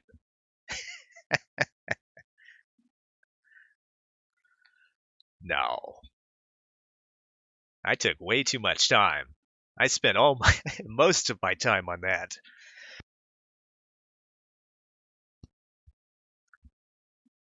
Wasn't Patrick Wilson in both Paranormal and Insidious? No. Paranormal Activity was a found footage film. I wasn't exactly sure how they were going to make it work, but I was convinced it was going to happen. It didn't. In the end, it didn't end up happening. But maybe it can. Yeah, you're thinking of The Conjuring.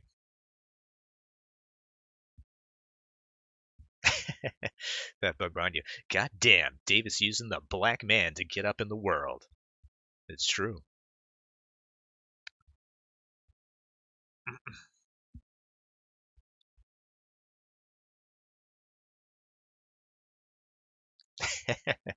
Talk about someone who needs a lesson on moving on. It's true.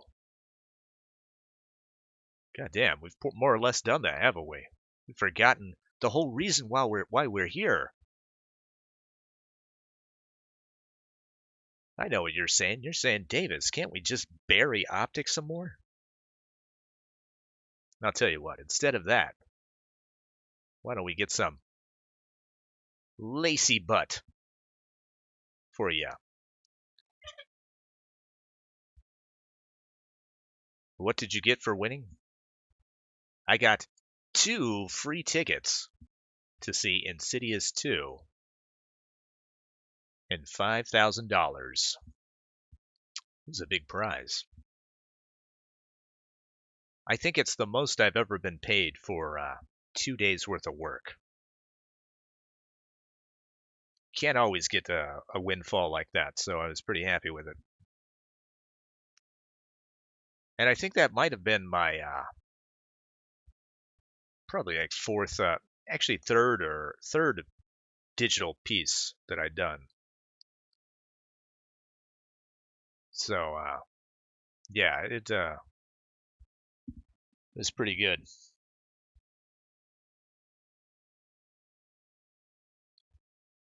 Maybe you don't know this about me, but I have a real competitive spirit.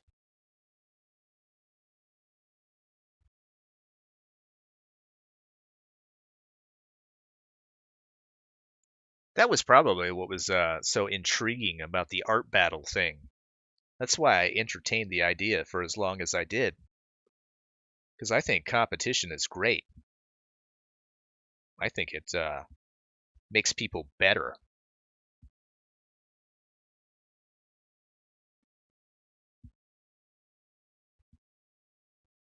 At some point, someone did step up to the plate and say that, yeah, they would like to do the art battle with me, but he was working in paint and I was working digitally, and it just wanted to work out.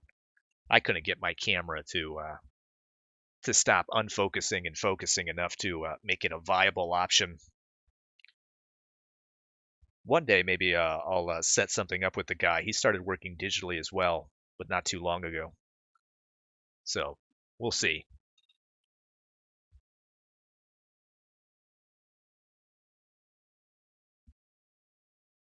Spinal Tap Taparoo says competition is the tool of the patriarchy. It's true. It's probably better said by Sisu. He says competition is bullying and art is subjective.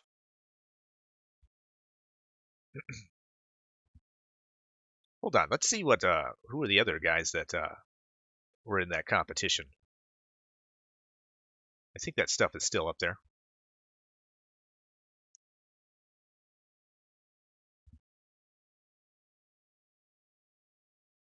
There's got to be a link to it somewhere.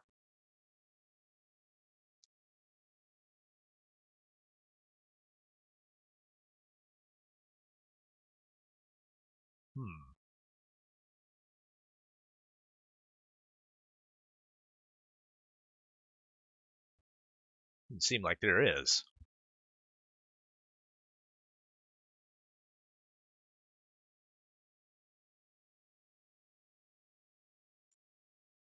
Oh well.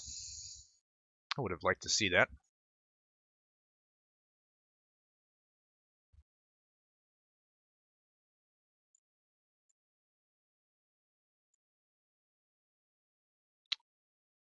Oh, is that it?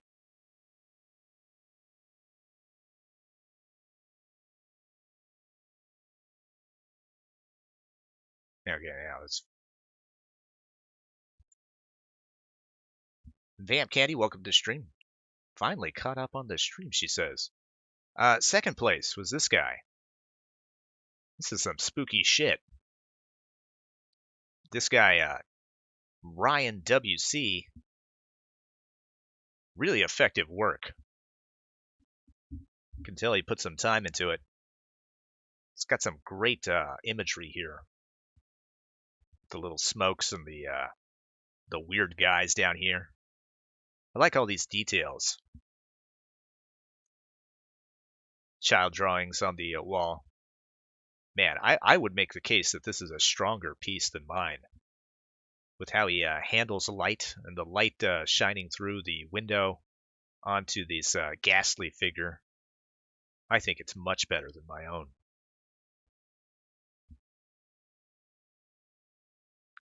MK says, hey, I thought this stream was about Tracer. From what I see, this let's see some more of his work if we can.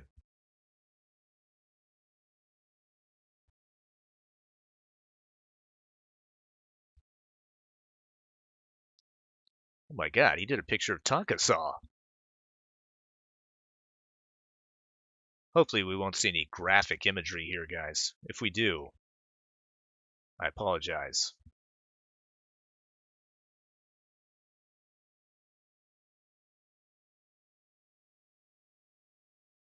There's some good quality work here. And he does dragons.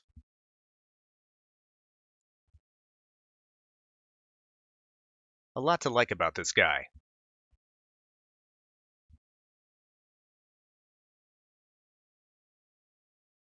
Pretty cool.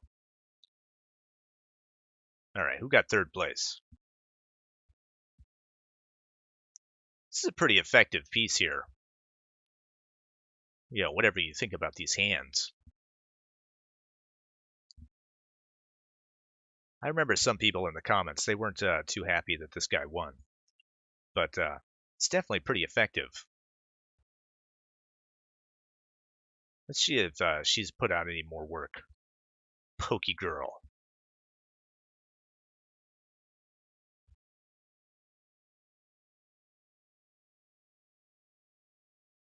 Oh, wow. She's definitely improved.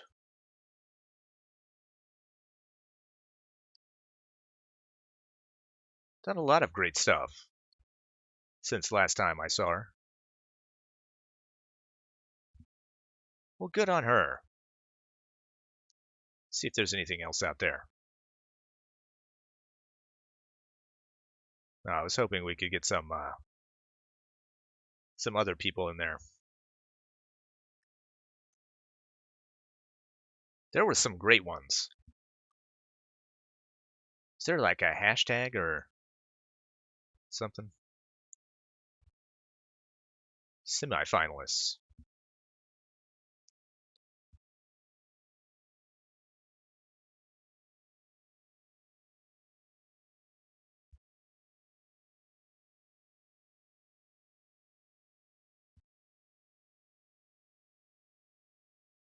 Oh, I like this one a lot. This is one of my favorites.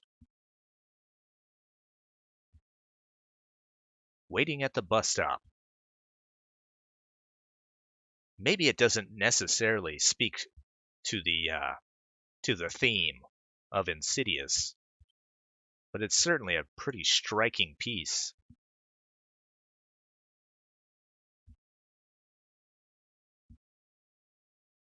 I like the little girl there. I think the feet is a nice touch.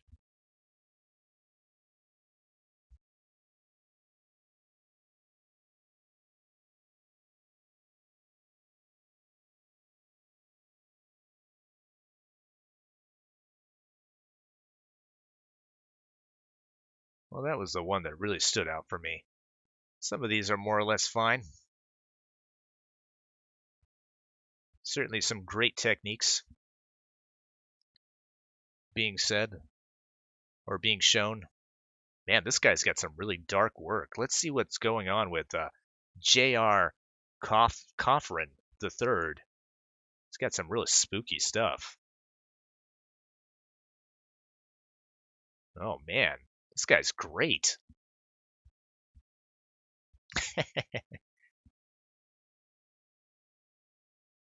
Welcome to the stream, by the way, Craig Hale.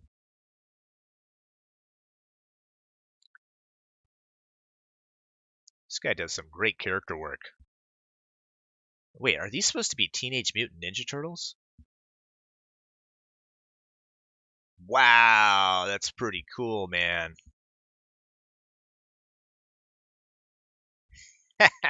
That's great. That's a fucking great idea.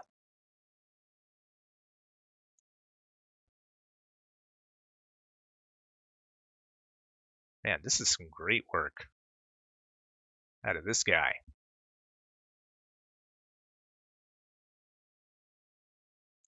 Apparently this one's a collaboration between him and someone.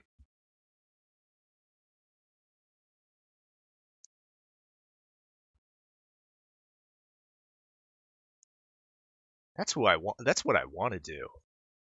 I want to collaborate with someone.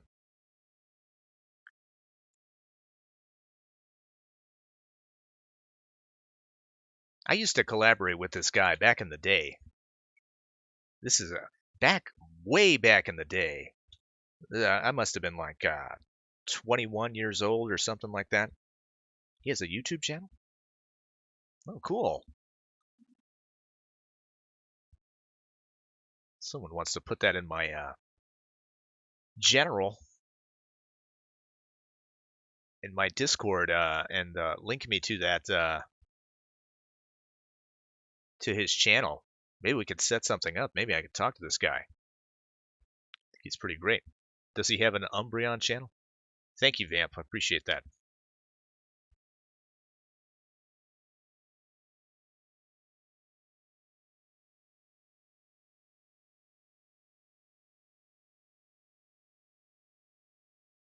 Woefully under subscribed.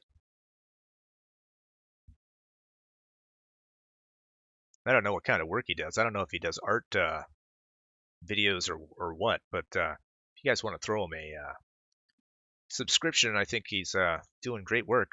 Apparently he's pretty active too. This thing it's only 6 days ago. Let's see if I can send him a line. I was talking about where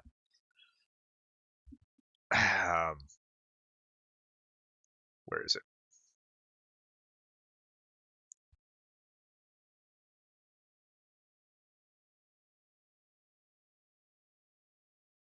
Yeah, about working with other people. Yeah, back in the day, let me tell you how old this was, how wild this was. What we would do is I would paint something. I would paint a picture, and he would draw a picture. He worked with markers at the time, and we sat from apart from each other. He would work on his piece, I would work on mine, and then we would exchange the work about halfway through. Maybe he'd be working on it for an hour, I'd work on an hour, and then we'd flip. But it got even more involved than that. So what we would take that final picture, and we would take it to a reprographics place like Kinko's or one of those places where we'd get it printed off, and then we would cut up that picture and then paint on top of that, and we would slowly build up this wild image. It was a really weird process. Of course, I mean, it makes no sense to do something like that now. This was before, none of us had a scanner. Goddamn, scanners were hell of expensive back then, and we didn't have any digital programs to work on that would accomplish that task. So we just did it old school, and it was a lot of fun. And I've always, in the back of my mind, been looking for a person to collaborate with, because that's another great way to learn. I think I made that guy a much better artist, and he certainly uh, put, made me go in directions that I would never have gone before. Look at this great work from this guy.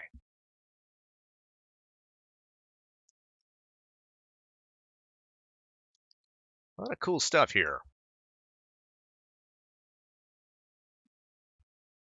MK Thale says Davis born in 1823 confirmed.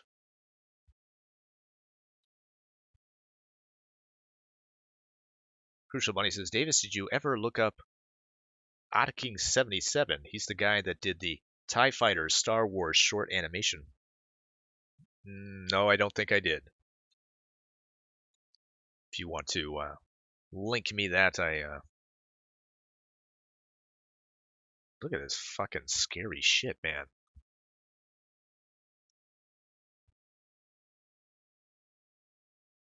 This fucking guy is got all sorts of scary stuff in his head. I don't even think I want to look at that one. That one's gross. Gives me the heebie-jeebies. Ugh. The fuck? This guy's got some weird stuff in his head.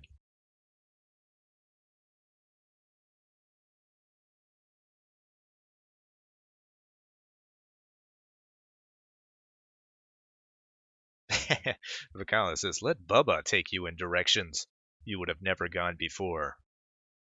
Ooh. I don't like that idea. Marino says, Davis, check out ArtStation. Fantastic stuff on there. Oh, yeah, I'm familiar with ArtStation. Totally subscribe to that.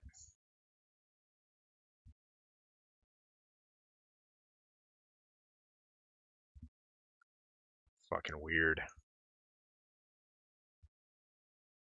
Pretty cool, man. Pretty cool. Stomach vape, yeah. He's Anal Vape's buddy. Old stomach vape.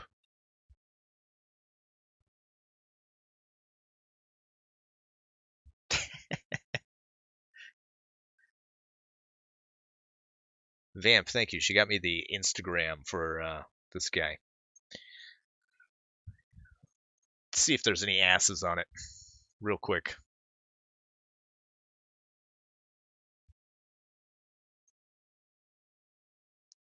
Woefully no asses are on this guy. Is on this thing. Yeah, he does some great design work.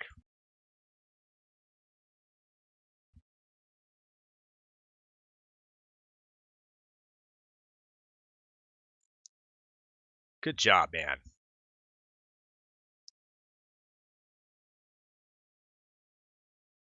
Very cool. We got some asses there, didn't we? We got at least one.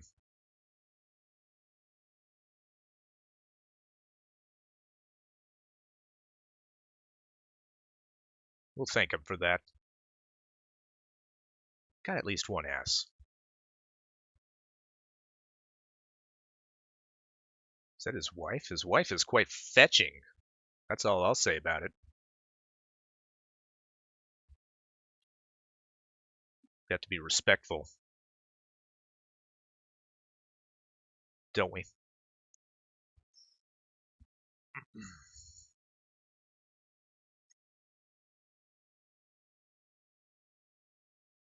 See if there's anything else in here we want to look at.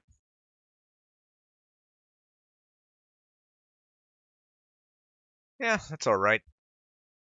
Obviously not very, not sticking with the theme.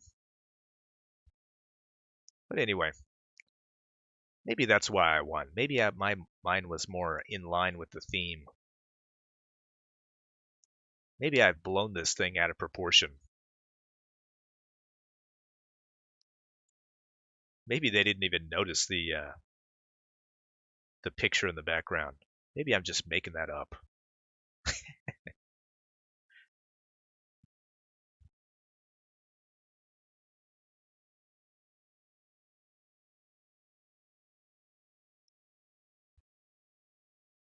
Spinal Tap Tapper says, was his wife shipped to his location? I don't know, maybe. I need to find wherever he got his wife and get myself one as well.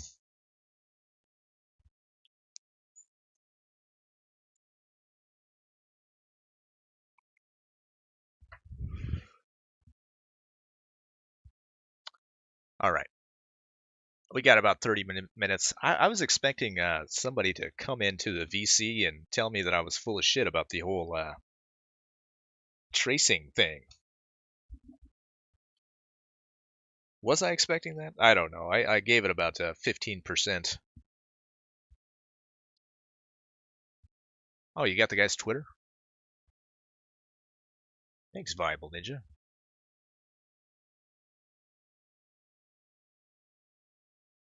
Appreciate that.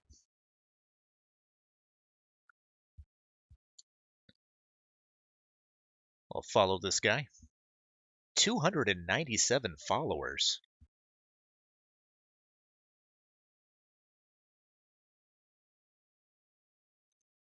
That saddens me. Guy does great work. Yeah, he's probably like me. He doesn't engage on Twitter that much. Yeah, he's got 457 tweets. Yeah, he's not too big into it. Understandable.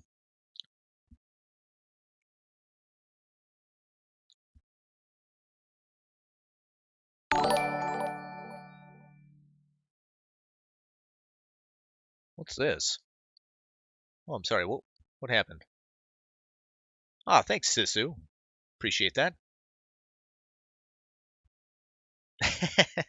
Sisu donating $5 to say, you're full of shit about the whole tracing thing. Well, someone did it, so we don't have to. I just noticed something.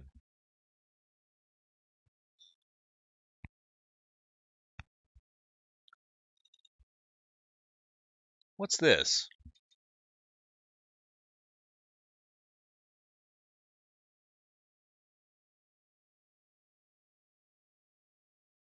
Hey, I got a reply from my tweet.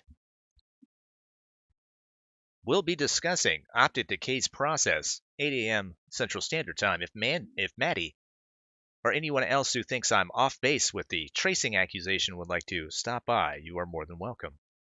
Mr. Wicked. Fucking creep.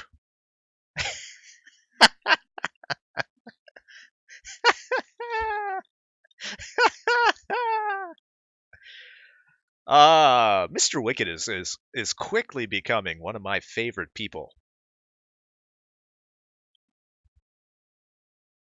Oh my god.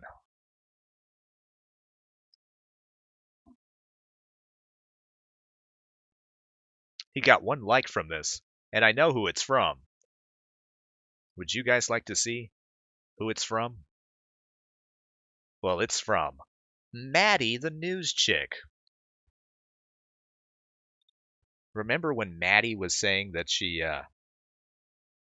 something about waiting until she's heard all the facts before before judgment?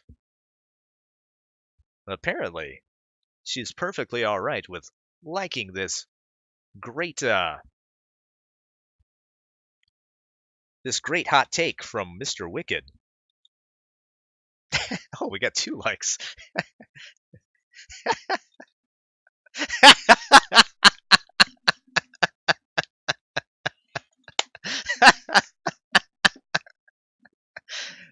Oh, fuck.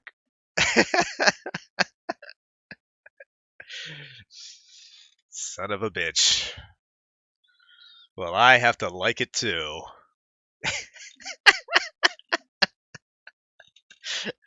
Oh, shit. Sanctimonious lawyering creeping Photoshop kid. It's true.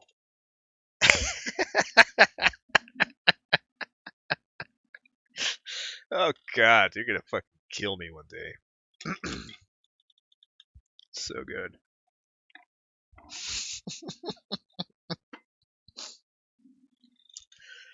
Dear Lord, I'm glad I wasn't drinking when that happened. All right, well, he's earned himself a follow. I gotta follow this guy. You gotta follow him. That way,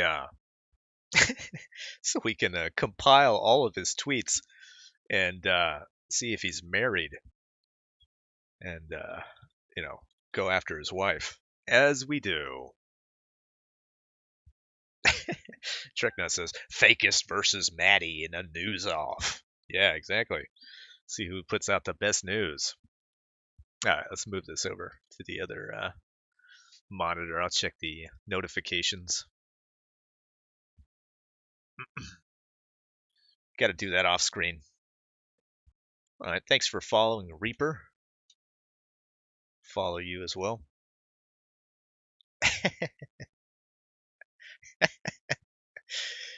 Oh, man. What's this one? This is from Huxley. Wait, how's that tweet unavailable now? Wait, did I just get No, oh. Wait, what?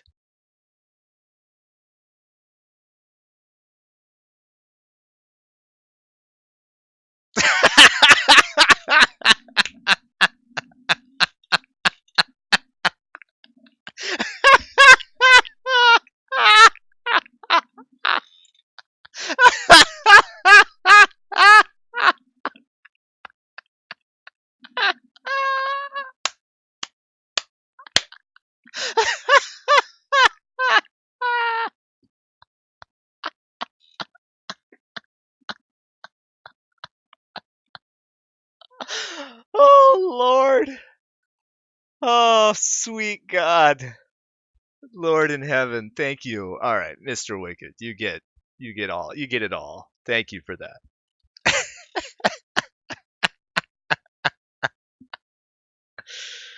Oh, anyway, Huxley says, "Can I trace your comment and steal your Twitter account?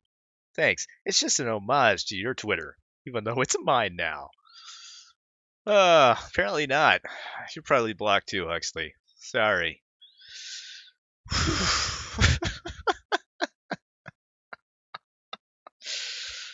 Oh, fuck. I love this. I love these people. Love them as much as I do, guys. Please. Go go out into the world with love in your heart. Please. Because these people are blessings.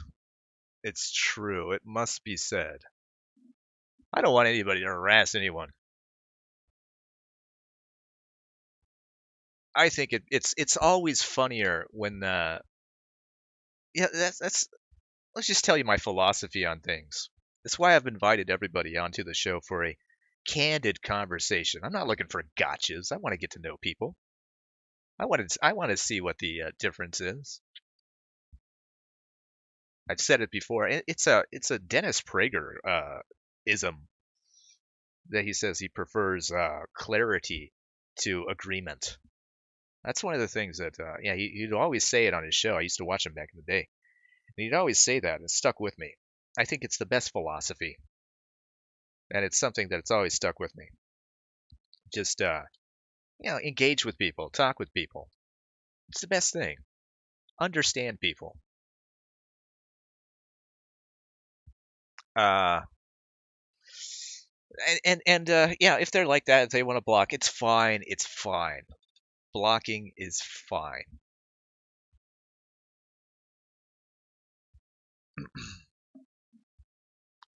Infallible Foul says they don't call him Mr. Wicked for nothing. Well, he certainly gave us a wicked laugh, and that's true. But what I was saying, yeah, it doesn't. It never makes it better.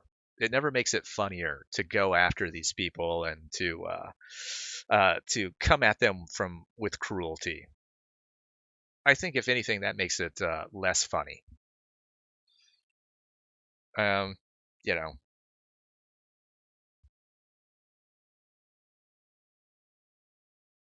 I hope that I haven't come off as cruel when it comes to optic decay. I know there is some biting commentary, and that I do for a purpose, but it's not out of malicious intent.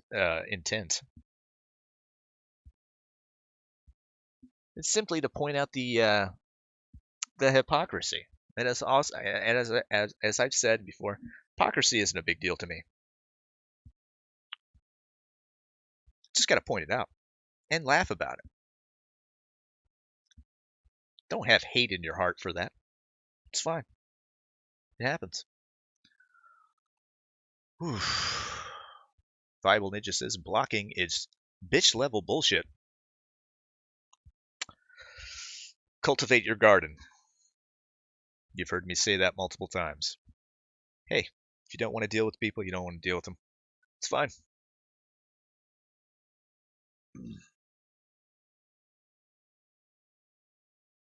You have to be cruel to be kind, Davis. It's probably true. It's from the song, isn't it? Hey, Scrattles. Hey, Davis, how you doing? I'm doing fine. Hey, since you're not going to be cruel, I'm going to be cruel. I'm going to hoist the black flag. Oh, my gosh. Well, I guess if you're going to do it, it's fine. Because you're a little doggy. I'm going to bite your nose. Oh, okay. You're going to be cruel to me. That's what you're going to do. No, I'm just going to lick your nose. Oh, okay. Well, thank you for that. I appreciate that, Scrattles. Red Feather 1 says, I understand now. Davis wants to collab with Optic. It's in the long con this whole time. That Bug Bounty says, Nightbeast, notice how that person open to all ideas, essentially talk shit coming in, said nothing as you showed what he did, then simply said solid point and left. I did see that. Yeah, I was looking at the chat while I was talking. Solid point, left, and there won't be anything more. I don't imagine there'll be anything more that we hear out of her.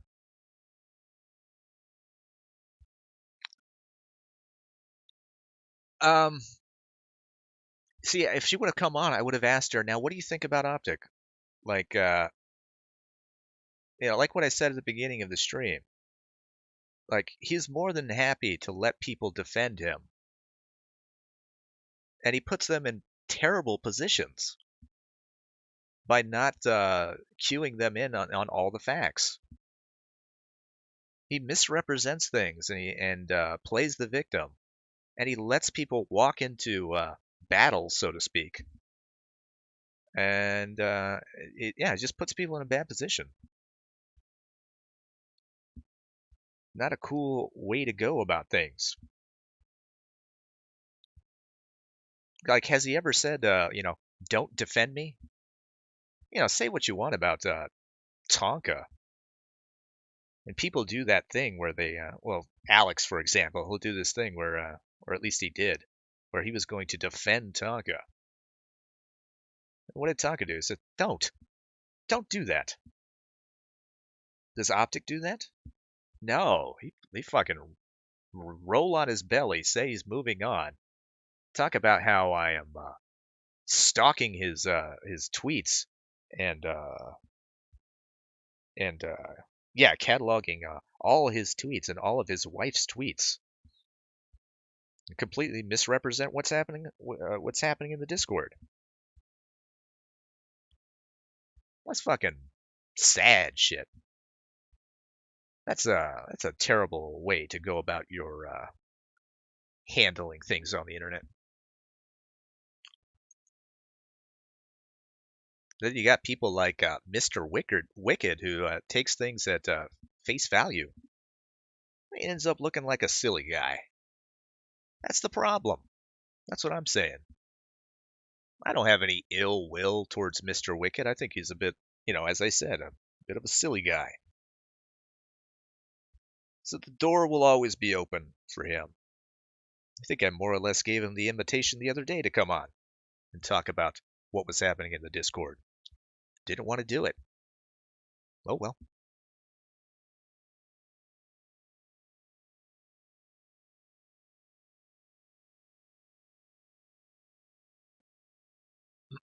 Sparky says, Davis, you and me have the same outlook on blocking. I think it's more or less the right way to go, but, whatever. That bug behind you says, so you talk shit, say you're open to anything, then leave saying, okay then. Yeah. I would have loved to have the conversation, just see where her head was at. Solid point, and then left. All right. Don't you think there's a conversation to be had afterwards about that?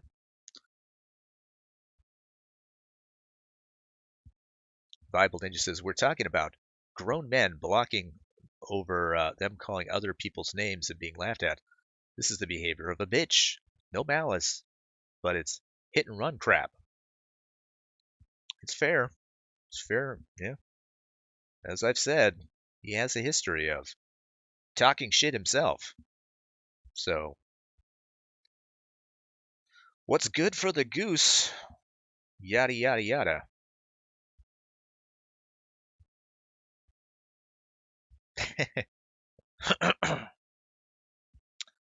Spinal Tap Taparoo says, Davis, Optic isn't a tracer. You just photoshopped the evidence. Yeah, you remember that? That was the first thing she said. It was about this tweet.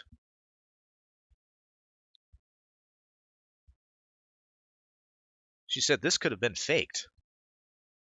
Well, I guess it could have been. Good point. Everything could be fake. Dear God. Why would I fake this?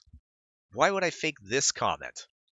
Wasn't a trace, but for some guidelines, like the hair and the flow and where the eyes were, it was purposely so super close to the point I credited the original artist. The vamp one was similar, but again, not a direct trace, no. Next time, I'll do a 6-hour stream showing how it's done. Yeah, that's what I manufactured? That was the gotcha that I did? She must have thought this was pretty damning if she thought that this is something that was made up.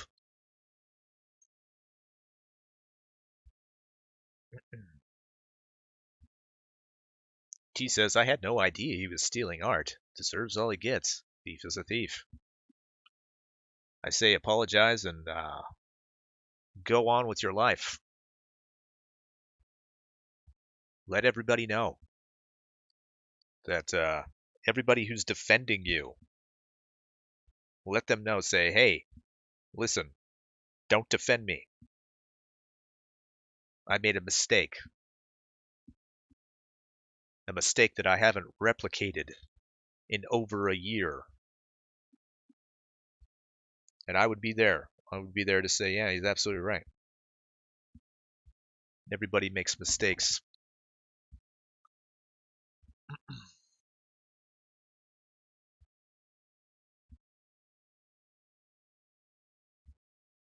That bug behind you says, they think nothing different. People who say solid point, then nothing else, haven't soaked in anything. They'll just keep doing the shit they do. And when anyone calls them out, they do what? I'm sorry. I think that statement probably got a little jumbled up. God damn, I'm behind in the chat. MK Thale says, I've never defended Tonka because Tonka doesn't need me to defend him. I've tried to point out a few things I thought people were wrong about. That's about it. That's all about you. That's all you can really do. Clarify things, but more than that, I mean, I don't even get into that shit. If you're hearing any background yard work, then I apologize.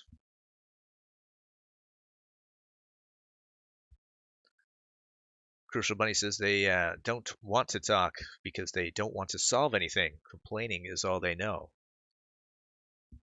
Just want to keep up the ghost. I want to pretend like it's something it isn't, because then we have villains.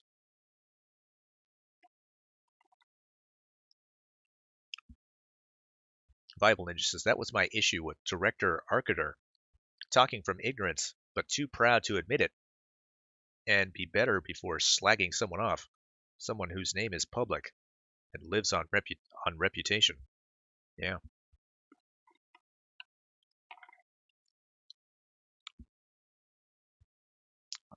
Who was the guy yesterday who said something to the effect of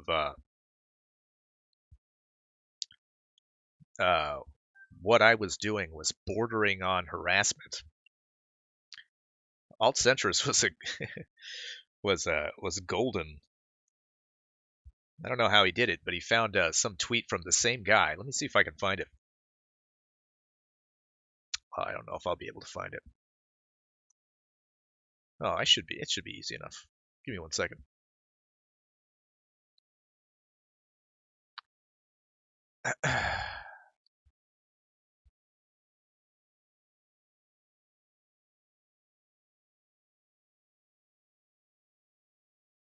Should be in my tweets and replies, I guess.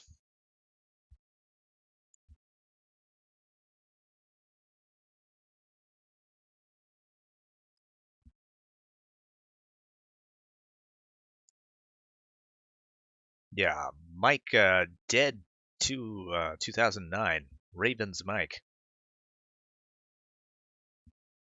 Oh, I don't know if I've even read this thread all the way through. There's a lot of great takes in here.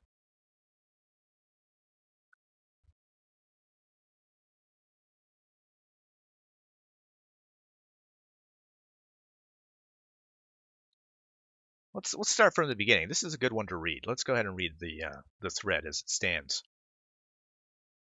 Just a couple of things, since I know you didn't listen to the show. Davis has openly stated multiple times he thinks you trace some things. However, most of it is original. Also, I wouldn't say looking at someone's Twitter history equates to stalking. So is this a... Oh, this is a reply to an Optic thread? Oh, okay. Director Arcater, who we were just talking about, he says there is way more than just looking at someone's Twitter history going on here. Oh, yeah? Yeah, probably. That's fair. We're looking at it and laughing. Water Jabber says, no, there really isn't. Arcater says, does someone create a Discord to detail every appearance by someone if they're just looking at that someone's Twitter history? That's a touch obsessive, to say the least. These fucking guys, man.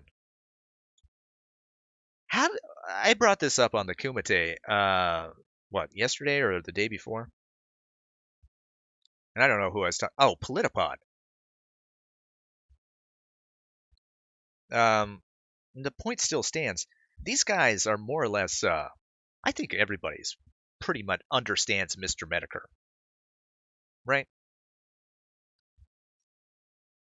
You just laugh at things. You laugh at Spurgs. They're more than willing to travel with Mr. Medicare on the path of laughing at people. He does his DeviantArt series, or at least he used to, where he just laugh at people. How do you think he did that?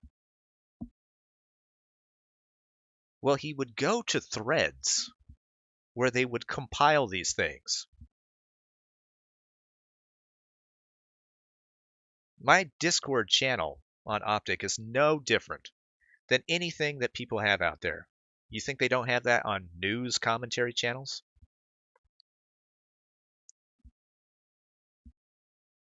They act like they don't get it. They act like this is some new thing that they just can't fathom. Oh, it seems obsessive.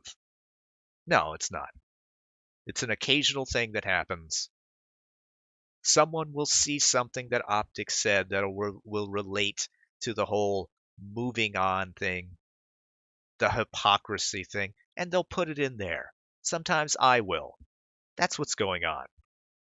But they have to act like it's something that it isn't. But why? Why do they do that? Bible Ninja, have you been in Davis' server, or are you reacting to secondhand information? Davis and a few other people consider Optic a lolcow. People usually document lolcows. It happens all over the internet. I should have just read this. This holier than yeah, I should have just read this comment. What? Bible Ninja is saying everything that I just said, but much pithier and better than I did. This holier than thou moral high ground and grandstanding is honestly pathetic. This when Mike jumps in. Nobody gives a fuck about who a dude who LARPed as a woman thinks is a lolcow. The classics. Don't you love it when the classics come back? I'm glad that wasn't addressed. Bible Ninja says, if that was true, then it wouldn't be a problem for some people, because it is a problem for some people. Some people do give a fuck. They give a fuck because they have some sort of agenda that the other party has said more than once they want no part of. At what point does this become legitimate harassment? And it was Alt Centrist that pointed this out to me.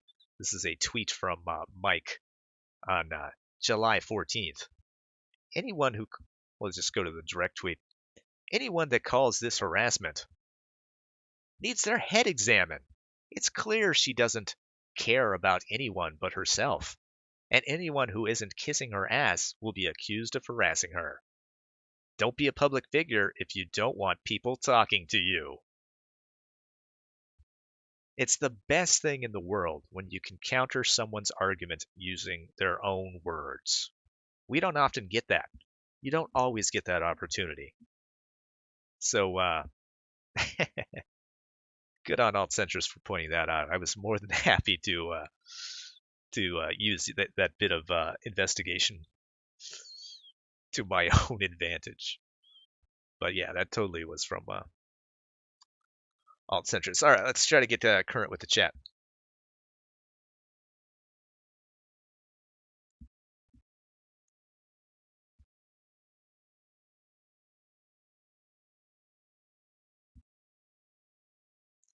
Davis photoshopped that tweet, yeah.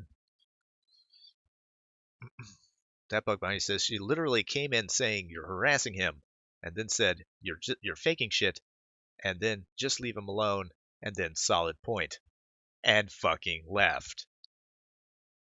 There's a bit more to be said after that. Exactly. Didn't want to have the conversation. You think it was because she ended up feeling a little bit silly? Well, you don't have to be silly. You don't have to feel like you're silly. Like with Optic, you've made a mistake. Be better. That's what we want from anyone. Especially when you purport to be a news channel. I think everybody has biases. It's important to state them. I don't like Optic. He has offended me personally. I think it's fine if you think I'm biased about this whole thing. But have I provided a shit ton of evidence to my case? You tell me. Because I think I did. I don't think anyone could have made a better case than I did. Maybe. Maybe someone could have. Like I said before, you could get really autistic with it. But you really got to just focus on one thing. Otherwise, it becomes too much. Then it becomes a Zoom stream. I'm scrolling down, trying to get current. Looks like we have some vape Tonka back and forth. We'll just let them have it. That bug behind you says, YouTube fucks up comments sometimes. I'll make it clear on how shitty optics defenders are. You don't come in somewhere arguing with people right off the bat, then immediately say shit is faked when it's first presented to you as a default, being so petty as to argue definitions with people. Then just shut up saying or agreeing with nothing before simply saying solid point and fucking off saying nothing else. You don't argue with people saying you're open to anything, then get shown wrong and say fucking nothing about how you were wrong. No, I agree. I think there's definitely a larger conversation.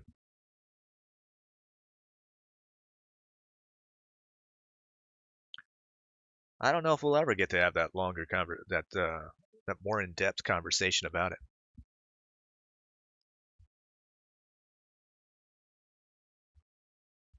I mean, really, when you talk about the whole focus of this thing is not to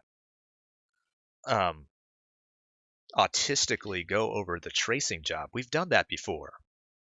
It was important, however, to deal with the line drawing and make the case there because it was never been made before. But the larger, more egregious thing is that he plays victim and he lets people go to bat with false information. That's so terrible.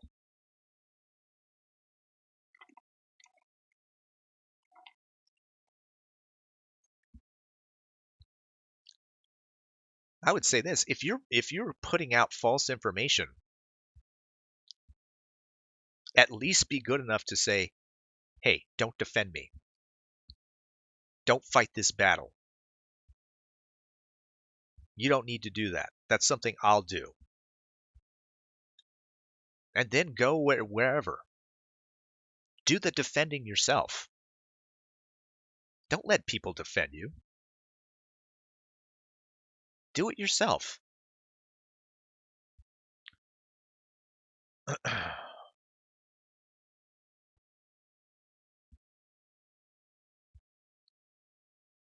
Ooh, Deuce Valter says, I quit watching MM to watch Davis in the mornings. What's MM? Excuse me.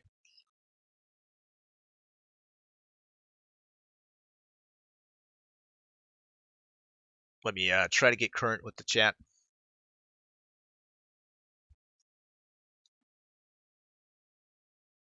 Scrattle's giving me a bad times. Oh man, we're approaching the 11 o'clock hour. This one went by fast. This has been a good one, guys. I'm glad I got to show you the old artwork. I've been meaning to do something like that for a long time.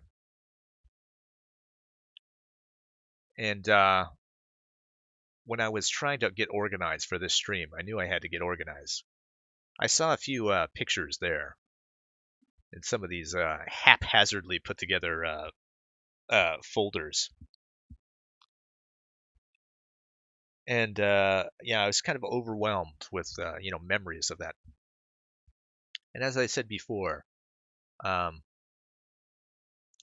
pride that you feel for doing those things is very important.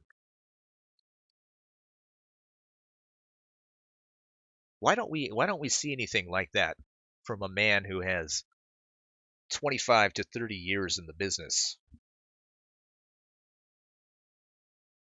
Why don't we see anything like that? Why don't we see these accomplishments, what he's truly proud of in all that time?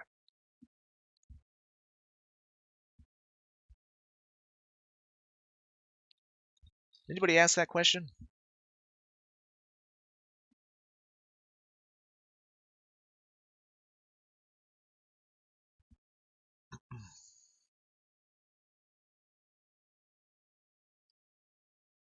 Trucknut says, I'm anti-Davis and pro-Scrattles. Well, thank you very much. Yeah. Well, I am also pro-Scrattles. But I think Davis is all right. Taka says the idea is that they know you're right. It will not be acknowledging it. It will disrupt their illusion of community friendship. They all want to exist. Yeah. Yeah, it would be a hard battle. Yeah, speaking of, there was I don't know who this lolly girl is. I feel bad for her. Maybe it's me because I'm a white knight. And I feel bad for women because I'm a bit of a misogynist. I accept it. I accept it. But yeah, she's got put in this trap. Let me see if I can find these tweets. It's probably worth reading. Davis, stop. Now you're going after Lolly? You're cataloging her tweets too?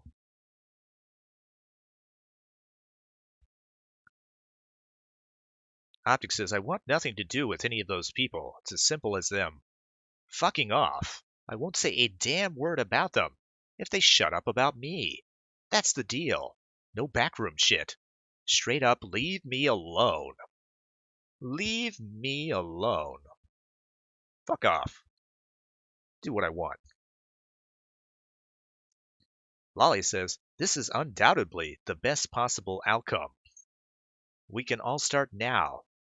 The end. No. I refuse. I'll do what I want. Optic says, I've been saying it for months. They kept streaming about me and sending flying monkeys at everyone. I've always just wanted to do my thing. This is my stance. Full stop. I proved my point. Lolly, I get it. Someone pokes, the other responds. The other one feels compelled to continue it. Just don't get sucked into the cycle regardless of what is said or done. The mute block as necessary. Solid advice from Lolly. Advice that we thought we'd see from Optic a long time ago. I'm moving on. I'm done. Oh wait, there's this server with a channel called Salty Rob Tweets, where Davis is autistically gathering all my tweets and all my wife's tweets. That's what Davis is doing. His friends jump up to say they're stalking him. They're stalking his wife. He doesn't correct them. He doesn't try to set the record straight. Just lets them do it. Plays victim. This is what Morning Decay does. Optic Decay, excuse me. My dog is gagging. You okay? Can I help you? All right, get it out. Okay, there it is. Did you guys hear that? You got more? All right, let me get it on stream so everybody can hear it. You okay? Come here. You okay? You got it? All right. All right, we'll finish this tweet thread off. Oh. Are you all right?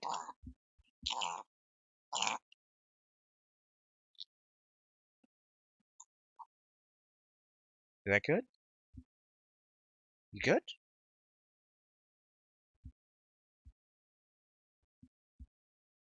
Go down the wrong pipe or something? That's fine. Okay, fine.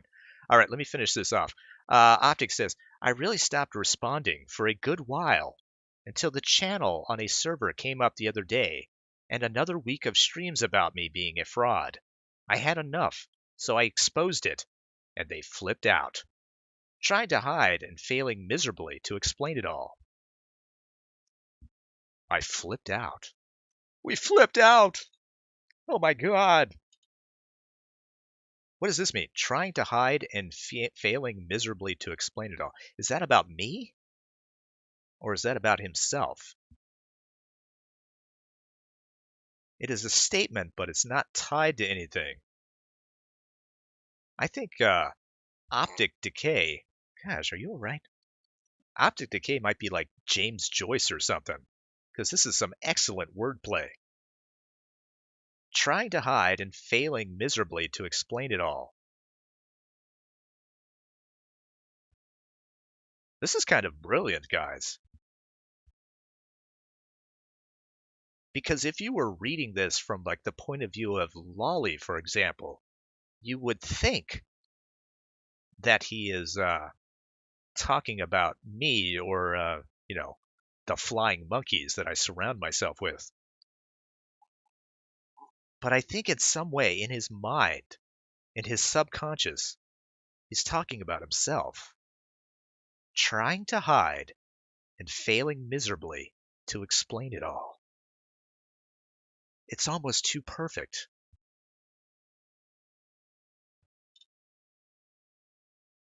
All right, we'll finish it off with this. Optic says, I really. Oh, okay. And no, Lolly says, the server shit was bizarre for sure, as was the bounty. Ultimately, however, people will continue to say what they like. Doesn't mean you have to listen or even respond. I get it though. It's tough when you feel targeted for no discernible reason. Well, I have my reasons. And you're part of the reason, Lolly, because you shouldn't be defending this guy. If no ill will towards you, you have some solid advice there. You should be applauded for helping out a friend. Let's get back to the chat. We'll try to catch up with that, and then we'll well, what's going on here?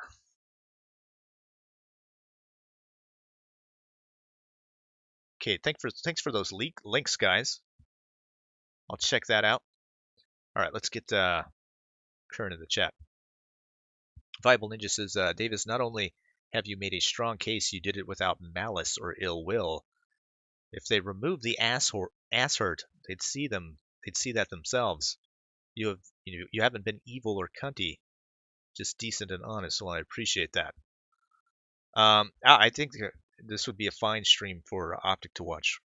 I think you should watch it. I think there is a lot he can get out of it, and from whatever he says, I think he does. It would just be wild speculation. I get the impression that he does watch it. I don't know. I hope he would. And he would take some of my points and for what they are.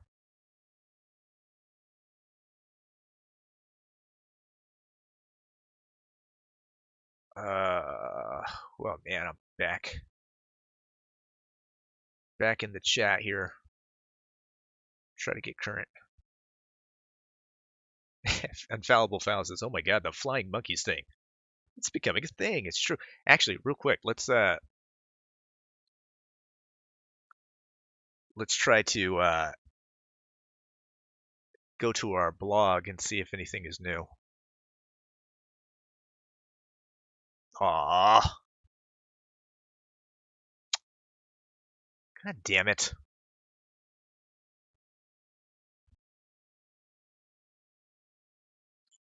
No new blogs.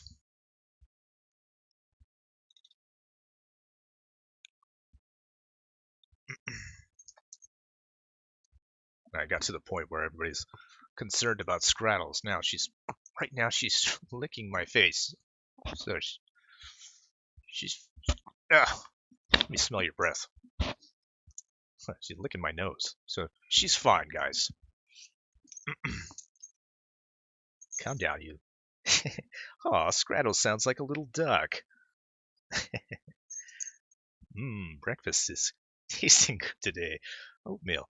Viable Ninja says, the old artwork Davis trip today was great. I appreciate that so much. I want to watch the documentary of the Chelsea now. Well, good luck with that. I'm not in it very much, and nor am I very happy with what happened there. I didn't know it was going to be a tell-all documentary, because there are some guarded secrets that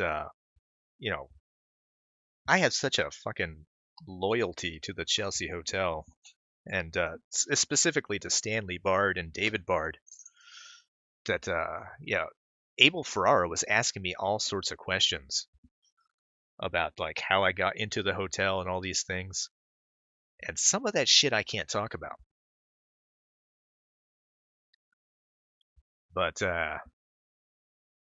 so I got cut out of that documentary pretty good because I just wasn't answering questions. So when I watched it later, it was like everybody was talking, all sorts of like dropping secrets left and right.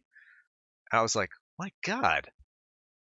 I guess because it was the end of days, a lot of people were getting fired anyway. But yeah, it's an interesting documentary. But yeah, yeah, I'd check it out if you haven't seen it. It's on YouTube, I think. Taka says Lolly is someone who Broski got to talk to me about possibly suing people a while back after the fight.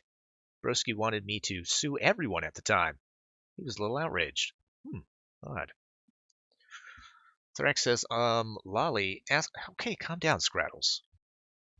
Ask Broski about the time he started shit with me because I wouldn't go along with his narrative because I wouldn't just believe his shit when he said Rob wasn't paid for the poster. Okay, I'll let Lolly know. Since I have her ear and everything. That bug behind you says, sickened by the reading of Optic's coward talk. Scrattles pumps her stomach in an effort to push the demons out. That's probably what it was. Scrattles wolfed down a Belladonna too quick. Yeah, that's exactly. Yeah, she eats too fast. But it was cut up. Yeah, I don't know. I don't know what happened. But she's fine. Joseph Diaz says, Grumble snorts poison Scrattles. Oh no. Okay, calm down, Scrattles. You're talking about me? Wanna lick your nose? Okay, alright. Man, she's in a scraddling mood. She's just so happy to be alive right now. Alright, let's try to get current with the chat. Don't want to leave out any good points before we head out for greener pastures.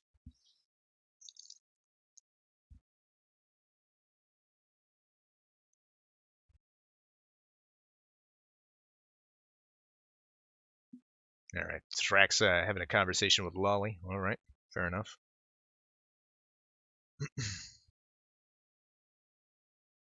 Collis says Optic should check out Salty Rob tweets too. There's a lot of great advice in there. There's not there's not a lot of cruelty. There is some though. Some people have a little fun in there. It must be said.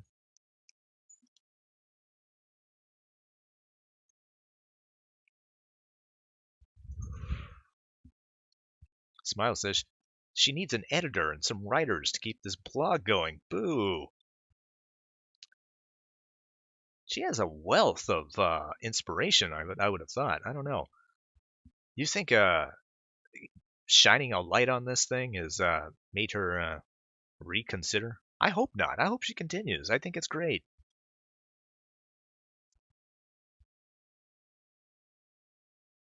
Spinal Tap Taparoo says, Davis, have you checked out the website link to that blog, the Tonka Saw site? Yeah, back in the day. I don't know if it's been updated. Maybe I'll do that later. I can imagine it's got some interesting stuff in there. Bible Ninja says, I tried to ask 2 questions yesterday on Twitter, one to Optic and one to Director Arcater. That was enough to cause hours of reading from the people who are moving on and a YouTube whore's ego.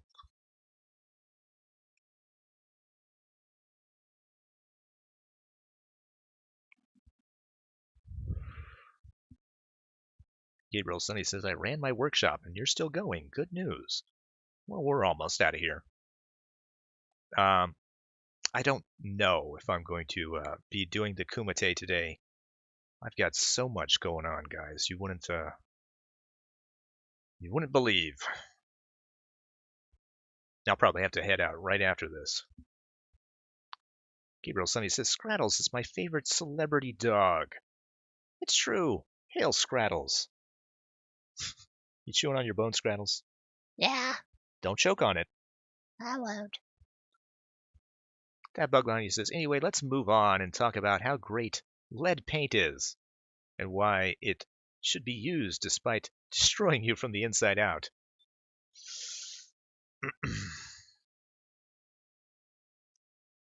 So many great alternatives to lead paint out there. What's the company that I like? Gamsol. Gamsol? Gamsol has done some great innovative stuff, specifically with oil paint in especially their mediums that they put out there. I always try to promote those products as much as I can, especially when I was out and about painting. I think they're great. Cal Pupper, welcome to the stream. He says, why are so many people watching this? I have no idea. How many people are watching this? Oh, 61 people. Well, we had to do an expose about optic decay. I don't know if you were around for all of that controversy, but we've kept up with them. For sure. Okay, Scraddles, calm down. Pugbony says, my brain is broken, but my art is fly. Well, I'm certainly glad I didn't engage in that much work with black oil back in the day. I think I probably worked with it for about 6 months before I found an alternative. Got to take care of yourself, guys. You know, put away those bad habits. It'll catch up with you.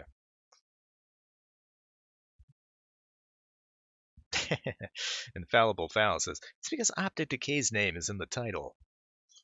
Making bones off of his name, as we've always done here on the Morning Beast.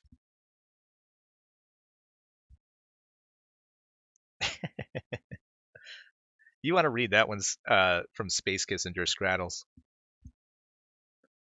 We know that song, don't we? Oh no, it's not that one, is it? Yeah, it is. It's somewhere out there. Can you read that tweet from Space Kissinger to the tune of Somewhere Out There?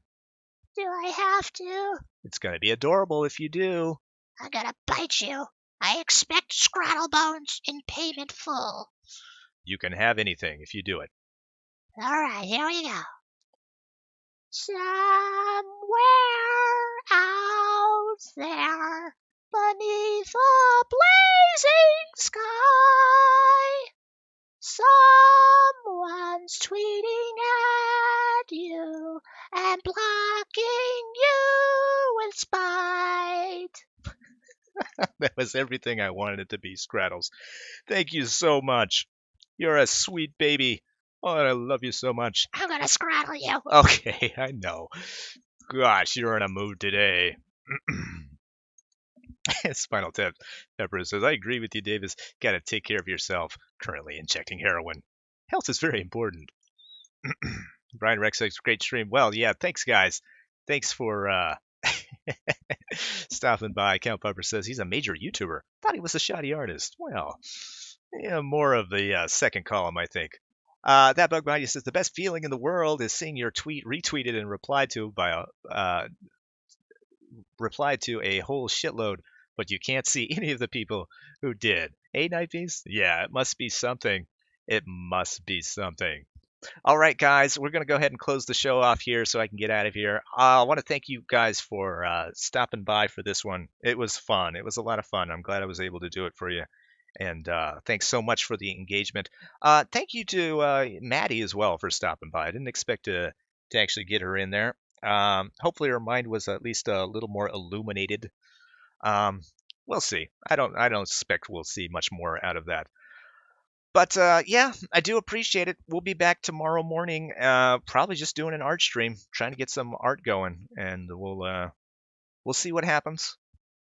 But otherwise, you guys take care, and I'll see you later.